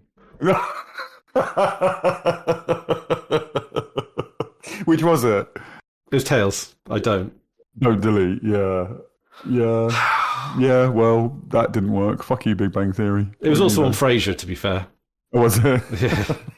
Do you noticed a lot of like comedy ideas that they've stolen from other things? Oh, I think now at this point it's just tropes and homages and stuff, isn't it? Like, yeah, there's always one episode where they're in a hotel and there's rooms that switch. I love that. I love a farce. I love an old-fashioned farce. Yeah. I love that shit. There's also this one isn't a thing anymore, but I think in like maybe up to the 80s, like 50s to 80s, there was always an episode of a sitcom where they have to divide the house in half or divide the room in half. That. Yeah, or one where they get snowed in. Always one where they get snowed in. Snowed in, like a bottle episode. And now I've always thought that a bottle episode is one of those episodes which is fundamentally done on a budget where all of the characters, it's a character piece. They're like snowed in or something, or they're in a small set, and the whole episode takes place in that set. And I've always thought the reason for that was that in the days of television, you would have a series of something, a season of something, but because the seasons were like 25 episodes-ish, and they were scheduling that over the course of TV, there would be some weeks, like special weeks, like, there'd be like a sports event or the Queen dies or something like that, you know, that would disrupt the TV schedule. So that long-running seasons would need to have a little bit of flex in them so that they could take a week out or put a week in as necessary. So an episode that could fit anywhere in the running and not affect the broader. Yeah, and I think a lot of it is budgetary. In order to do the extravagant episodes, you have to do some cheap episodes. I think it's partly that. But yeah, what you're saying makes perfect sense. Yeah, I don't know if that's the reason, but because you hear about like episodes of Doctor Who that have like got lost and never been found. Were they aired and lost? Were they never aired and just lost? Or did somebody at BBC do me a favour and lose all of them? Yeah. Or there was, I think I found on Pirate Bay an episode of Dad's Army that was like lost and never aired or something. God. There are some fucking big Dad's Army fans out there. Oh, okay. I thought you were going to say there were some good Dad's Army episodes. No, I'm not even going to entertain it. They were like... I'd rather watch a million seasons of Big Bang Theory than a single fucking episode of that dross. No, it's good. It's wholesome. It's that and fucking Last of the Summer Wine and fucking... Oh, Last of the Summer Wine. If you want to see three old guys go down a hill in a bathtub, that's the show for you. What was the other one about? Like Cockneys being Cockneys. What was that one called? Oh, Only Fools and Horses. Fuck that one as well. Jesus. That has some good episodes, but it definitely overstayed its welcome. I don't want to see Cockneys. Why would you want to see Cockneys? Oh, it had its moments. I can't see. The trouble is, often I will find something that's like relatively mediocre, and you will hate something, and then I find it necessary to defend something that I don't feel that strongly about. Partly because there will be people listening to us that are like, "Come on, Chris, defend Only Fools and Horses." It's a British staple, and it's like, it made me laugh a few times. It's all right. It's no keeping up appearances. Or have you been served? They were the good ones. One Foot in the Grave. One Foot in the Grave. I'm neutral on. I can see the back. I think it outran. I think it became a bit reactionary. Oh, okay. The longer it went on, but I think it started as a fun idea, and I think it got a bit. It got stale. And I'll tell you what never gets mentioned is Thin Blue Line. I think that show's genius. I have vaguely heard of that. I don't think I've ever seen it. So it's actually one of those like sitcoms that's not actually afraid to be political. It's kind of funny because the constables are like quite left wing, like they're accidentally left wing. They're not supposed to be left wing, but they're like accidentally left wing. And then you got CID that are like quite right wing. They're a bit like reformy sort of reactionary kind of thing. Yeah. And then you've got Sergeant who's played by Rowan Atkinson, who is a Lib Dem. Like he is the stereotypical Lib Dem. And you've got those sort of political forces bouncing off of each other in really well written and sort of worked out ways. That sounds interesting and that sounds good. And now I know the reason I never watched it will be Rowan. I can't watch Rowan Atkinson. Can't fucking stand to see his fucking face. Oh, well. Which is strange because I think Blackadder is very good. Yeah. But I just can't watch Rowan Atkinson. He just fucking irritates me. Also, so me and Rosie recently, in the process of watching all the Blackadders, we're up to season 3 at the moment. And I'll tell you what, season 1, really fucking good. It's always been. Which one's season 1? It's the one with Brian Blessed. It's the one where it's setting. Battle of Bosworth Field. Elizabethan. No, before that. Civil War. Charles. No, Richard. Is it? Was Bosworth not part of the English Civil War? Am I mixing up? I think so. Richard the Third-ish kind of era. Okay. Because I've seen them all, obviously, because you couldn't not living it. Yeah. I very much like the Elizabethan one. I don't really like any of the others. Elizabeth. I think they're all kind of good in their own way. I think towards What's the face who plays Queen Elizabeth? Oh, amazing performance. Yeah, she's in an episode in season 3. She's definitely best as Queenie. I think season 4 they start reusing jokes a little bit, and you sort of know that it's coming to a natural end. Yeah. 4 seasons of 6 episodes apiece is a good run. They ended it before it got too long. So I kind of I'm again. I just don't watch Rowan Atkinson. I think it's a good show. I do think it's a good show. But I'll tell you what I really enjoyed was This Time with Steve Coogan and Alan Partridge. Don't know that one. It's quite new. I think it's on BBC iPlayer still. It takes the mick out of those magazine shows like your Piers Morgan and your Richard Madley very directly. Right. And I think Alan Partridge is a genius creation and absolutely like pinpoint observed. Yeah. And I think that carries through. Much about British. Yeah. And I think virtually unique to Britain as well. That kind of media personality. I don't think you get that in America really. No. Jay Leno are not like your Terry Wogans. They're in the same rough valence, but they're not the Jay Leno seems like a much more interesting guy. I don't know. I don't know about that, but not as a person to watch on telly, just as a person outside of his telly. All I know is he collects cars. Yeah, but he does it in an interesting way, which I know because I don't like cars and car people and things like that as well either. So I don't know. I feel like I'm defending a contradiction at this point. Compared to like your Terry Wogan or your Parky or whatever, like there was always an aura. And it's a very American thing. Like the equivalent in America, like they were cool. They were trying to be cool. They were read as cool. Whereas, no, I don't think anybody ever thought Terry Wogan was cool. No, he was a respite from a lot of that kind of stuff. I mean, he was solidly Radio 2. Yes. Yeah, I think that's accurate. Yeah. I mean, I would personally be more Radio 4 if I was on the radio, I think. Yeah. Although Radio 4 is Radio 4 a bit more structured, and also I'd have to live with the Archers, and I. Yeah. That's always. I think the thing that stopped me at times in my life when I'd be quite happy to just have the radio on in the background. The thing that stopped me just having Radio 4 on in the background because it's largely interesting. I can sit through Gardener's Question Time, no problem. Yeah, no problem. It's interesting. But the fucking Archers. Okay, this has actually given me a great idea for a video. Are we going to do a radio sitcom? Not sitcom. Do you remember the old TV program? It's not on anymore, called Room 101? Yes, I do, yeah. Yeah, where you choose, what is it, like 5 items that go into Room 101? Oh, yeah, that would be fun. That would be a good episode. Yeah. Do we do 2 episodes? You quiz me, I quiz you, with the 5 things? Or yeah, we each have an episode. Yeah. Yeah, that's definitely and then the host decides whether it goes in, don't they? That's how that works. You have to make a case. You essentially have to prosecute your case, and yeah. Oh, damn, that's a really good idea. That's even better than a tier list of the letters of the alphabet. It is even better than that. Yeah. I don't want to spoil it. I think Elon Musk has ruined the letter X. I don't want to give him that much power. Well, I mean, unfortunately, capitalism does. Yeah. Yeah. I don't think he was even that popular in rich people circles.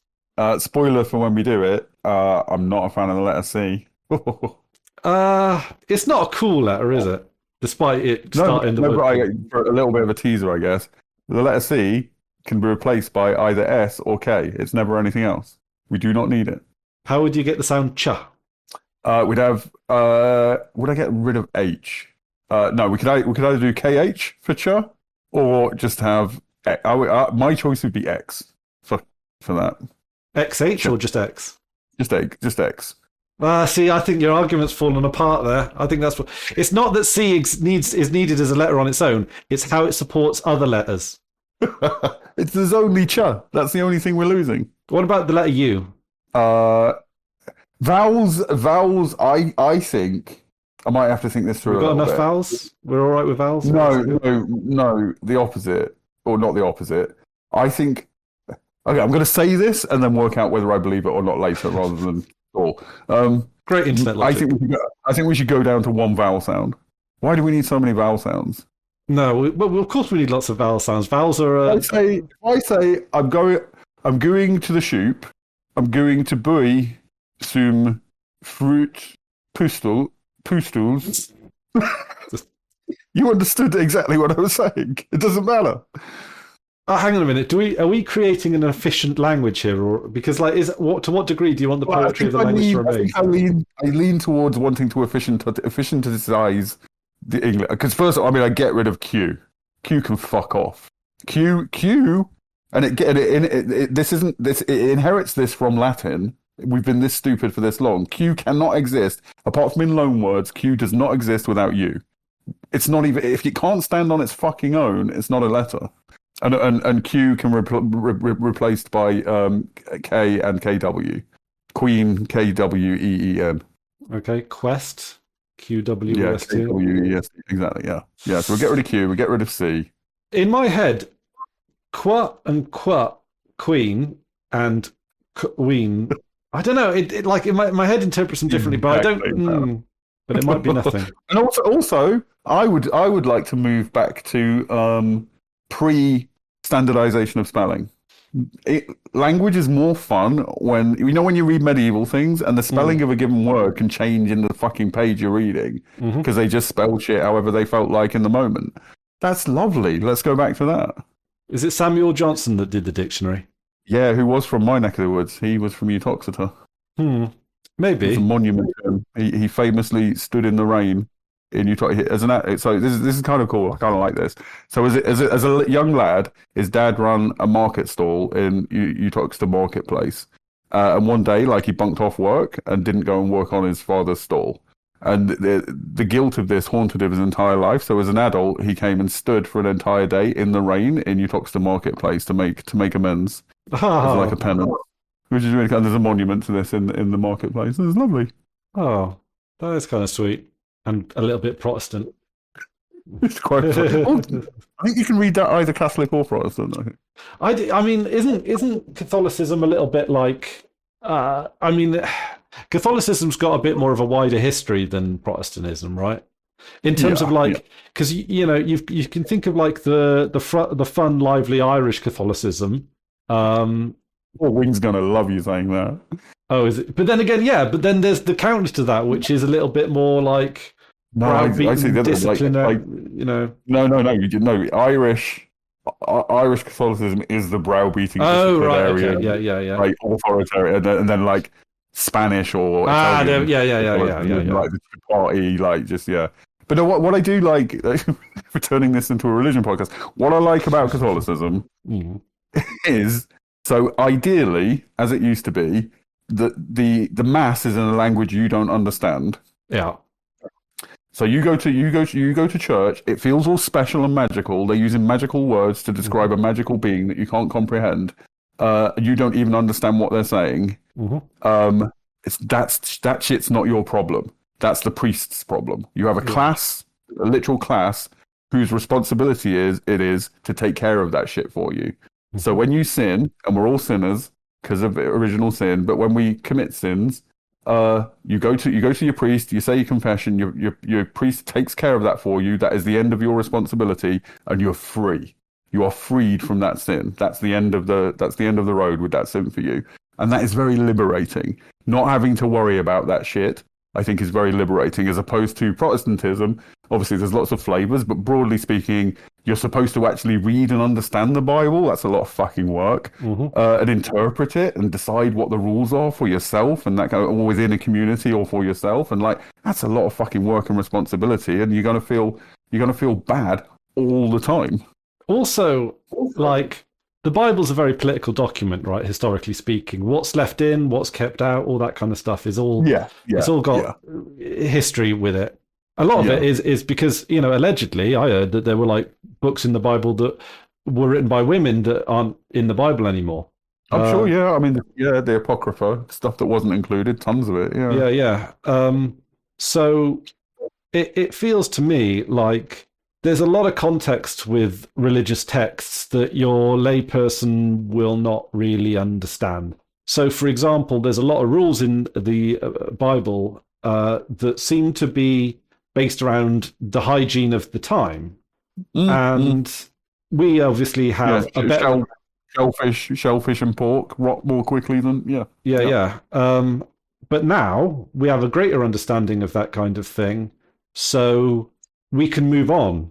And that doesn't... I mean, part of the point... I mean, it depends on your reading to some extent, but part of the point of Christianity, as opposed to Judaism or whatever, is that the Old Testament was the Old Covenant. The New Covenant is the blood of Christ. Yeah. So the Old Testament, if you're a Christian, you're not really supposed to give a shit what the rules of the Old Testament are. You're supposed to care what your boy Jesus says.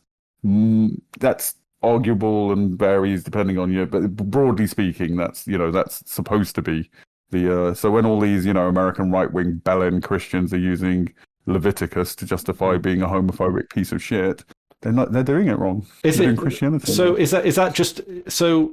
I mean, I should know this having gone to church school, but you leave that stuff behind, don't you? But it was a very New Testament school. It's very Church of England, and I don't know if today's Church of England is as Protestanty as there was a little bit of that. But like, I kind of feel like it's a bit more liberal nowadays. Like there's. Well, I mean, growing up Catholic. Church of England stuff, because I grew up Catholic, never went to a Catholic school, always went to a Church of England school, so was made to go to various Church of England services and blah blah blah, and Church of England leaning assemblies and stuff. Church of England, compared to that Catholic upbringing, Catholic mass and so on, Church of England seemed like Catholic cosplay, like not actually a religion, just the formal trappings of a religion without actually being a religion. And I don't mean that in an insulting way. I think it's taking a religion, de-religifying it, and turning it into just part of the cultural fabric, part of the civic fabric. It's a very secularized, to me, it reads as a very secularized sort of institution, and just sort of a very Lib Demi kind of, in a positive way. I mean, a Lib Demi kind of liberal force within our society, at least in the last few hundred years. broadly speaking, a force for good. They were behind emancipation movements and generally on the side of poor people. Like, yeah, a nice little civic, cozy little part of English, blah blah. Yeah, no, I think that, because I've been to various religious bits and pieces when I was younger, and there was never any scrutiny on what your belief system was. Like, it's like, I was never told to hate gay people. I was never told to have any opinions on abortion. I was never told, like it's all just like generally share, be chill, and I think generally, I think Church of England is a very Catholic leaning, at least again formally Catholic leaning, compared to other it's they're not what the one like they're not. I mean, Quakerism is interesting in its own right. I think Quakerism is quite nice, but they're not. Well, the ones that are they're very plain. They're basically iconoclastic. Oh, I can't think of the name. Anyway, they're not those kind of like Protestants. They're a bit more Catholic leaning. And you mean like the pilgrimy ones? The no, I just it's a very mainstream. It's one of the bigger Protestant branches in the UK, and I can't remember what they're called. Not like again, very kind of Lib Demi, very Pentecostal. No, Episcopalian's American, isn't it? Yeah, I think that's just American for Church of England, basically. Yeah. What are they called? My girlfriend when I was young, their family was this. The name's like it doesn't really matter. Baptist. My point is more. Methodist. No. Methodists, yes, thank you. Yeah, Methodists. I always felt Methodists were a little less into their fun.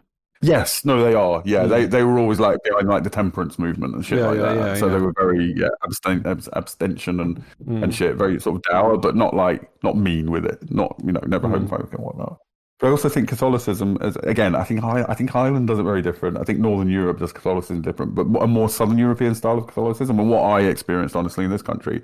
Like, for example, like I was an altar boy, and my priest for most of my time going to church, he was just an openly gay man with a gay partner, which wasn't allowed by the church by any means, but just nobody gave a shit. Like it was never important to anybody, and that's generally my experience of Catholicism. Just like a sort of. And again, I think it's an advantage of Catholicism that we have this. You go to confession, that's dealt with.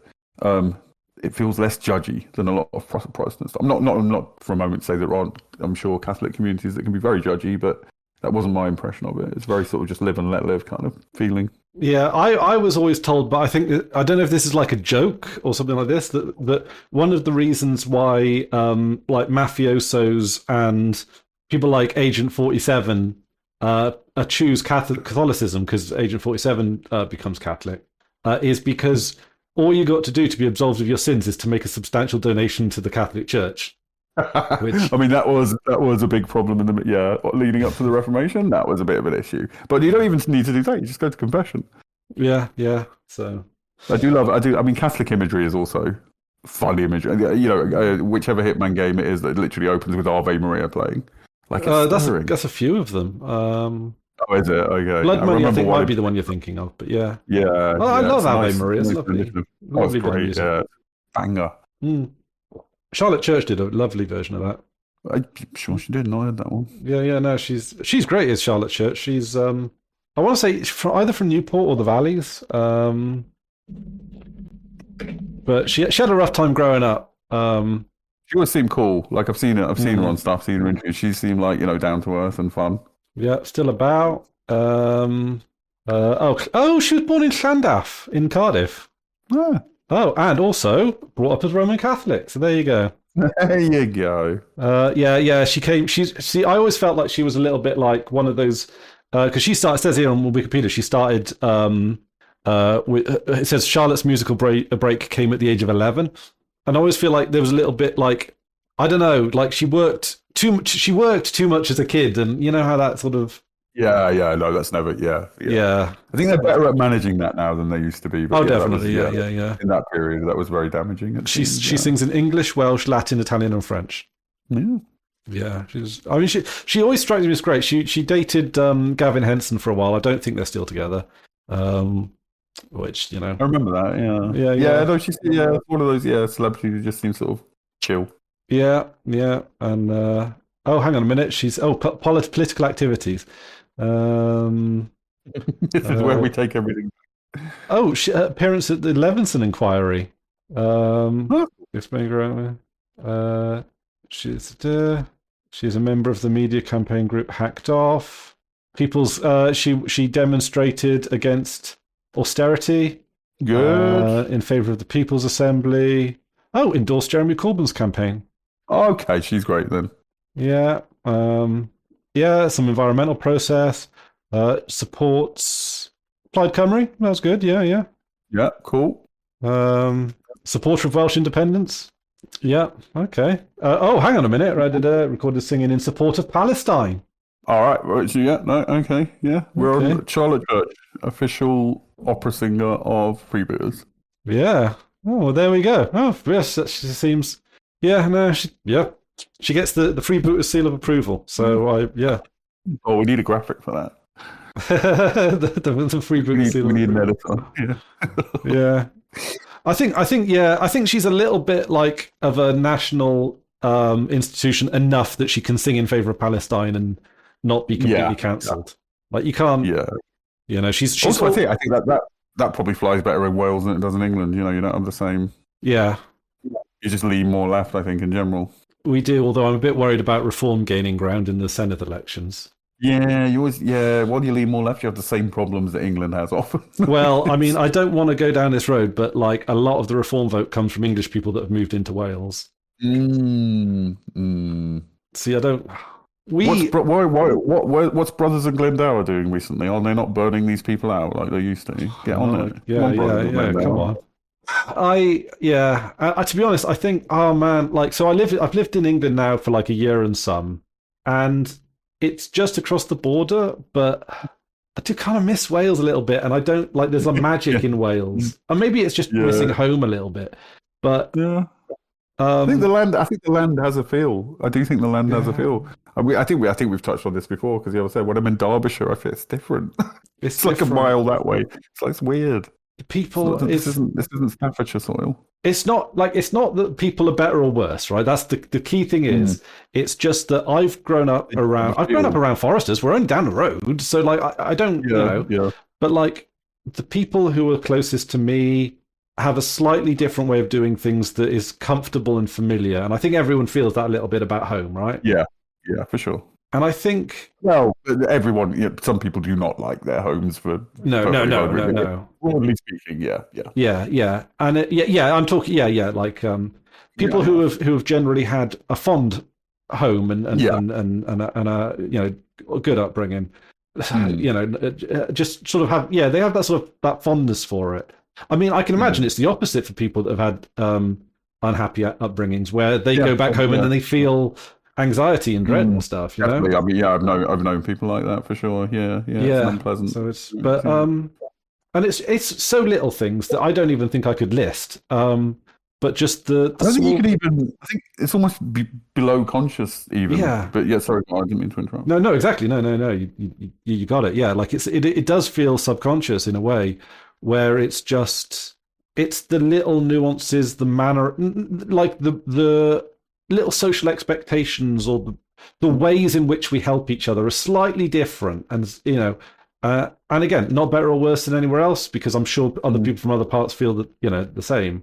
Yeah. And a little bit of me wants to sort of get back into Welsh or do something more Welshy to just sort of connect. I don't know, but is that see? Because I've always been consciously, like, generally an anti-nationalist. It's one of the reasons why I'm not fully in the Plaid camp, is because I agree with a lot of their policies. I would happily support them in a lot of ways, but I just feel that when you have too much of an attachment to a national identity, I feel that it's not always good, because it can be a little bit like leave you open to manipulation, like what Reform do with the flag waving and the that kind of stuff. And it's like what they're doing, they're just using that jingoism and that nationalism to just like manipulate you, right?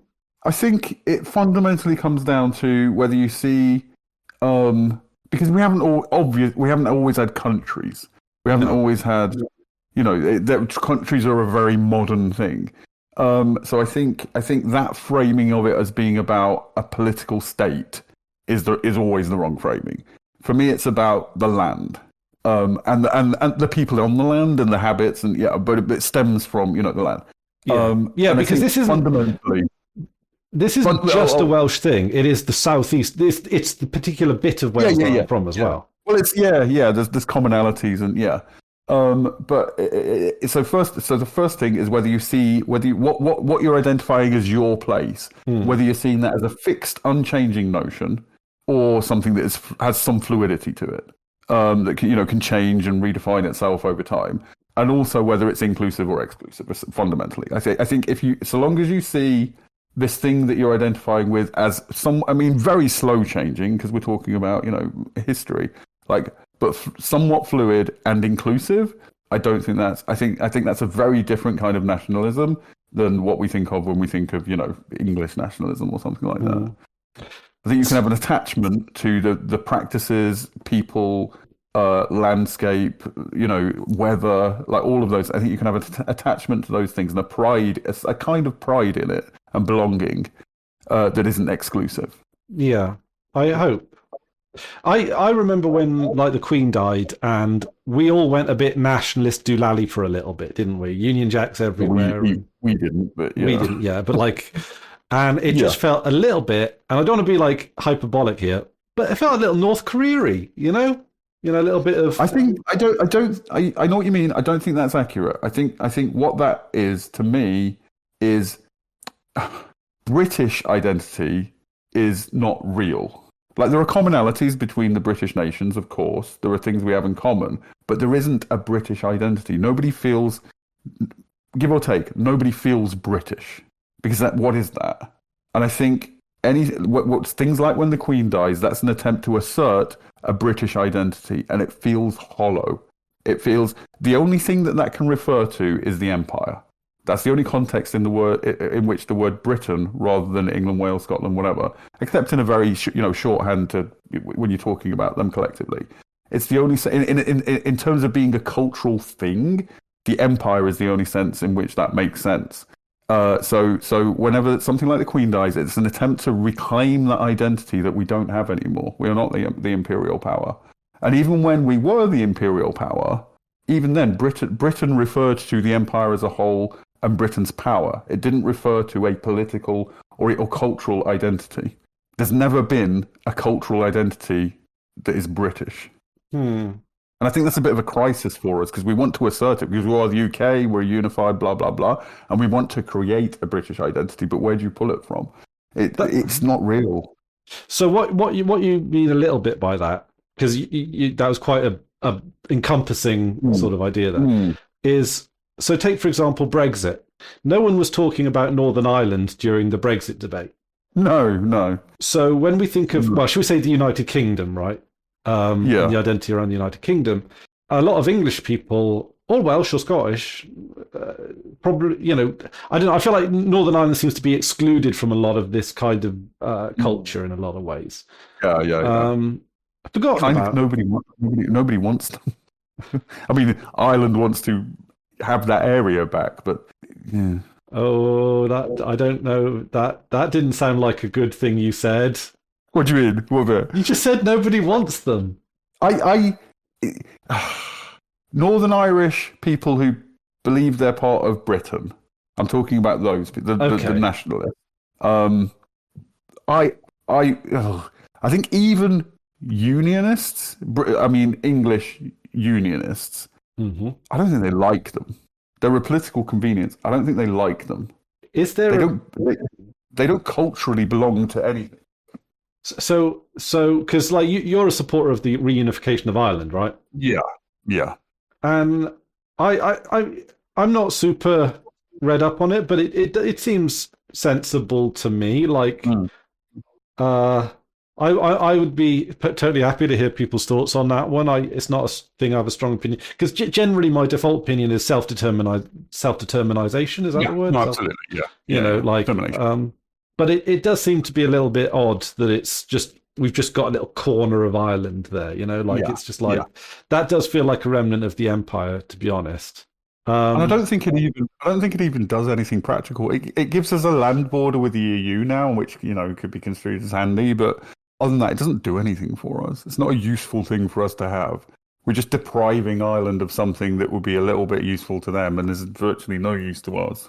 Yeah, we do seem to. I don't know. Like, yeah, why is it so hard for us to like get rid of the remnants of the empire? Why have we still got a whole bunch of junk in the British Museum that we could just give back to people? Like, I'm not as on board with the idea of giving that stuff back as probably most people, honestly. I'm a little bit like everywhere. I mean, yes, all right, okay. I'm going to qualify. We're getting off track on the British thing, but so during the colonial period, colonial countries sent out archaeologists and explorers and grave robbers and whatnot, and we took artifacts and we put them in our museums. Mm-hmm. I'm not against giving them back, but I don't think. I think in many cases this is easy for me to say because my country wasn't plundered by another country, but so long as it's in a museum somewhere, I kind of think nothing should be owned by any particular museum, and these things should always be, if they're interesting enough to warrant it, they should kind of be on tour around the world. I mean, I'm sort of backtracking as I'm saying. I was about to say something and I sort of pulled back, but I don't care that much fundamentally, as long as it's in a museum. Okay, it's maybe a bit symbolic, but I care more that it's in a museum that people can get into for free than not. That's what I care about. I mean, I've never been to the British Museum. I don't know if I'll ever go. It's fucking amazing. Yeah. And that's part of... I want that to be something somewhere. I would rather export the entire British Museum to Cairo than just piecemeal send things back and forth. It's an amazing place to go to. Well, there we go. Heard it here. I know that. I assume most people are not going to be with me on that. I mean, this is again. If Greece, if I was in government, because Greece have been asking for the Elgin marbles, as we call them, they've been asking for them back for decades. I would be absolutely taken back. We stole them off you. Take them back. Any instance where somebody asked for something back that we stole, absolutely. It's just not something because you see the memes and all that. It's not that big a fucking. There's more important. It's symbolic though. I'd rather we stop bombing other countries and economically fucking intentionally fucking them so that we can have the standard of living that we do than we return these artifacts. It's a different scale of importance to me. For sure. And whether or not I get rid of my YouTube, I care about the arts channel and I care about is a different layer further. But far more important. But what it means to me is like the fact that it's so difficult to do this seems to indicate how hard it is to like let go of our idea of the empire. It just feels. If you're talking about my response to it, it's not that. I think It feels to me like why can't? Well, it's more like why can't we just give them back? Because it's that's kind of where I am. I just don't care. No, it's not. Why is it so hard? That's the question. Why is it so hard? Why is it just something? I'd be quite happy to send the whole entire. I like museums are amazing, and museums that have lots of stuff that you can go to one place and see tons of stuff are a fucking amazing experience. I want to preserve that. Send it to Cairo. I mean, another component that I don't want to overstate this, but the Egypt of today, culturally, in terms of the population, any way you want to cut it, is not ancient Egypt. It's not the same people. It's not the same culture. There's no connection other than the place. Same with Greece. That is not a continuous culture that's existed for, blah, blah, blah, blah, blah. They've been invaded, conquered, reconquered, massive population movements, So it's not like we can give stuff back to ancient Greece because that doesn't exist anymore. I mean, it is their history, though, isn't it? Why? If it's not the same people, they're not the same culture, it's not the same anything, why is it their history? They're not. Are they not? Are they in the same way that Stonehenge is not, in that sense, my history? That is a different people, a different culture, a different. I think I'm really coming at this, and I know that it's easy to say this in what was the imperial core that stole everything, but to me, this stuff all belongs to humanity in general, and wanting ownership of it to belong to a modern nation state, which has virtually, in many cases, no connection with the culture that made these things, is the other kind of nationalism that I don't like. So it's on. Again, I'm not hardline that we shouldn't. It's not that I think we shouldn't return these things. It's that I think we think about it in an oversimple way. And the important thing to me is maximizing the number of people who can see these amazing fucking things. So, okay, declare the British Museum to be international waters. Then it's everybody's. Yeah, I would love it to be like a touring thing. You couldn't tour the whole British Museum, but ideally, I'd love it to just be a touring thing that goes around and, yeah. Do you ever wonder how much like secret art and treasures the Queen has, or not the Queen now, the King, the royal family have that have never come to light? Like, do you think they've got like stores of like ancient jewels? No, I think we're too bureaucratic for that. I'm sure it's all catalogued. We're too bureaucratic a culture and a country for that to be the case. Yeah, but not the royal firm. Not the royal. No, I think even that. Because that's where. But before we move on, in an ideal world, all museums and their contents would be owned. Again, the global version of nationally by we would give them all to UNESCO or something. Mm. That's the right UN body, isn't it? UNESCO to deal with like World Heritage stuff. I think they will all just be owned by UNESCO, and they get to decide where stuff goes, and move it around, tour it. Like that would be my dream scenario, rather than this belongs to this country, this belongs to that country. We're fucking human beings. It's all of our culture, in some sense. When it's really old. Is it not a monument of imperialism just having it all in the British Museum though? Do you not think that? Yeah, it is a result of imperialism. So, that's why I say give it to the world, make it not that. Yeah, I mean, I do enjoy the memes though about it's the British. Oh, I love the memes. They're funny. Oh yeah. And when what was the? Oh yeah, when the Queen's funeral. Yeah. And it was something like the Cairo Museum being like we're going to steal her coffin. I can't remember. It was something along those lines. It was funny. Yeah. There's I want to try and find my favorite. Why can I not find my favorite meme? It's the one with the guys putting it in the backpack.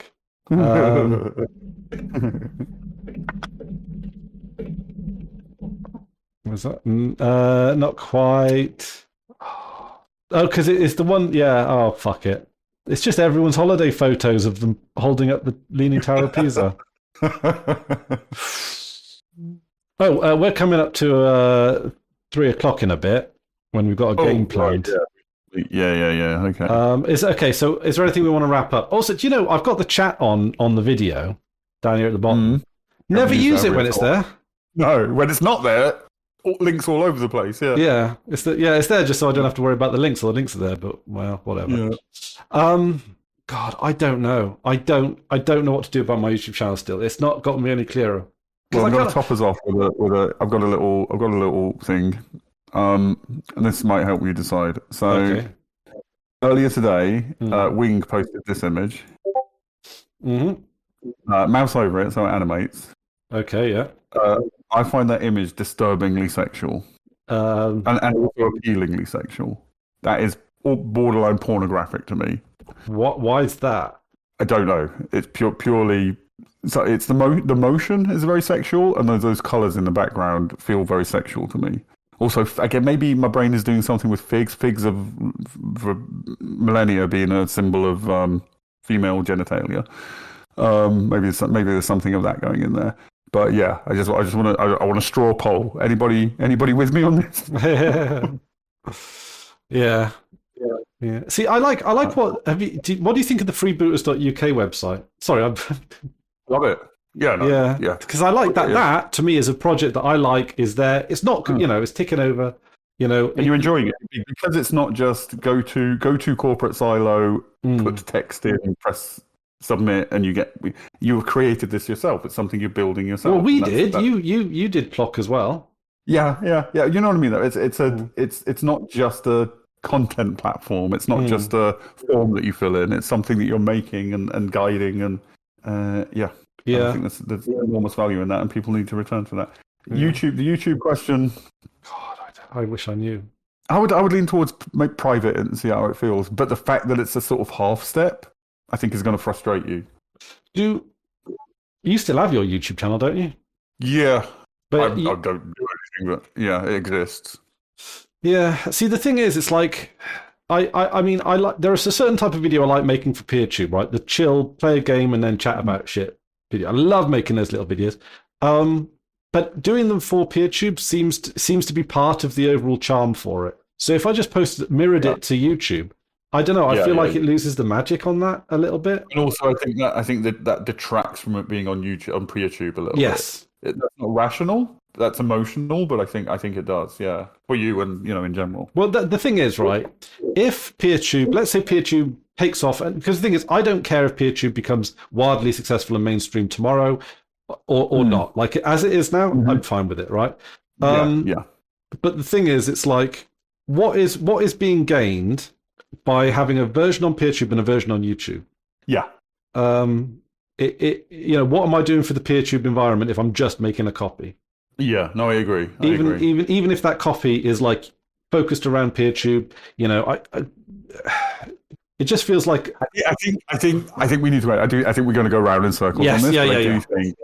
I do think I think given what I'm not telling you what to do, but my read on what you're telling me is I think you need to work yourself towards a place where you feel comfortable deleting it. That seems to be what you want to do to me. Yeah, and maybe I'm not there yet, but I got to work myself towards that place. Interesting. Okay, but I just want to put a few things down for the record. I don't think this is particularly about views. Otherwise, I'd be chasing them a bit more. Yeah. For sure. I don't think this is about. Yeah, I don't think YouTube are doing me dirty like some content creators. No. I think it's just my relationship with YouTube is not necessarily what YouTube wants to do right now, and that's probably for the best because I'm not a mainstream kind of thing. It's not really about views insofar that I get the views I want from PeerTube. Like I don't want to make stuff that no one wants to watch. But at the same time, I like a few people watch. It's like. Yeah, no, it's one of those situations where you always feel like you have to sort of explain yourself. Like, we're not chasing numbers, but at the same time, you want people to watch, and you want numbers in a way, a small numbers, in a different way. Yeah. But I don't want to be so. Nice. Yeah, I want to make videos for my sort of friends is maybe not the wrong word, but like I want to make videos for the community, not necessarily, not that everyone, but it's a natural human impulse. When you make something to want it to be popular, right? Yeah. It's in some way that is just a natural human thing, and they've taken that and turned it into something horrible and toxic. Yeah. Like that only. That's the only thing that matters. That's the problem with that. It's not. There's nothing wrong with wanting a high number of people to watch your thing. There's nothing wrong with that. The problem is what they've done with that. I'm not expressing that well, but you know what I mean. Yeah. They've corporate version of that is the problem, not that impulse in itself. Yeah, and also one of the things I do just to reiterate an older point, Owncast I really like. It requires minimal resources, a very simple piece of software that's very easy to install, set up, and it doesn't keep things around all the time, and that's good. It's a joy to install, and it's a joy to use. It's an amazing project. Yeah. And I think, do you know what? Maybe, but that's what I kind of, maybe that's where I should be focusing my effort. There's places that I want that maybe I should throw myself into rather than. I mean, I do. I just to add weight to, I think you should delete YouTube. Again, not telling you what to do. This could change. Blah blah blah. Nothing about YouTube seems to bring you any satisfaction in any way at all. Even when you're putting stuff on there, and it doesn't seem to bring you anything positive. Shit, you're totally right about that. I'd never even fucking thought of that. Other than a connection to what it has been and the journey and the body of work, those kind of things, the past. In the present, it doesn't seem to bring you anything positive, and it's a chore, and it's a weight on your mind, and it's a source of stress. Yeah. Yeah. Shit, I think that's I think you're right. I think I just don't like it anymore, and I want it to go away. Exactly. Yeah. That's what it seems like. Yeah. It does, and it just feels like it's just hard to pull myself away. Maybe I will. I don't know. I mean, do you know what I think I'm gonna do? I think I'm gonna put this video up on YouTube because we recorded it now, and put it on PeerTube as well. And I'll be interested to hear the comments if there are any. Yeah, people don't leave comments on YouTube anymore. Yeah, I mean, leave comments open on YouTube and see what people on PeerTube say, because what your audience says is a factor that should be considered. Yeah, definitely. And see what both audiences say. And I am honestly, I imagine even on YouTube, I imagine they're going to agree with you. I think. Yeah. But I think. Or some of them will be like, "Oh, just put whatever videos up." Like again, I don't care about appeasing the algorithm anymore. I'm happy to put any old shit. But then it comes, if it's any old shit, why do I want to be putting it up there at all? Like, especially when it's bringing exactly. positivity. Yeah, I think we're a bit closer. YouTube is, and yes, good therapy session, Doctor. All right. Anyway, thank you for joining us. Sorry about me going on about this. It's just something that's big on my mind. I don't, and it's something that I'm having trouble walking away from. But I think I'm getting there. Yeah, I think you are. I think it's a slow progress. It's a slow process, and that's fine. Yeah. All right. Toodaloo, everyone at home.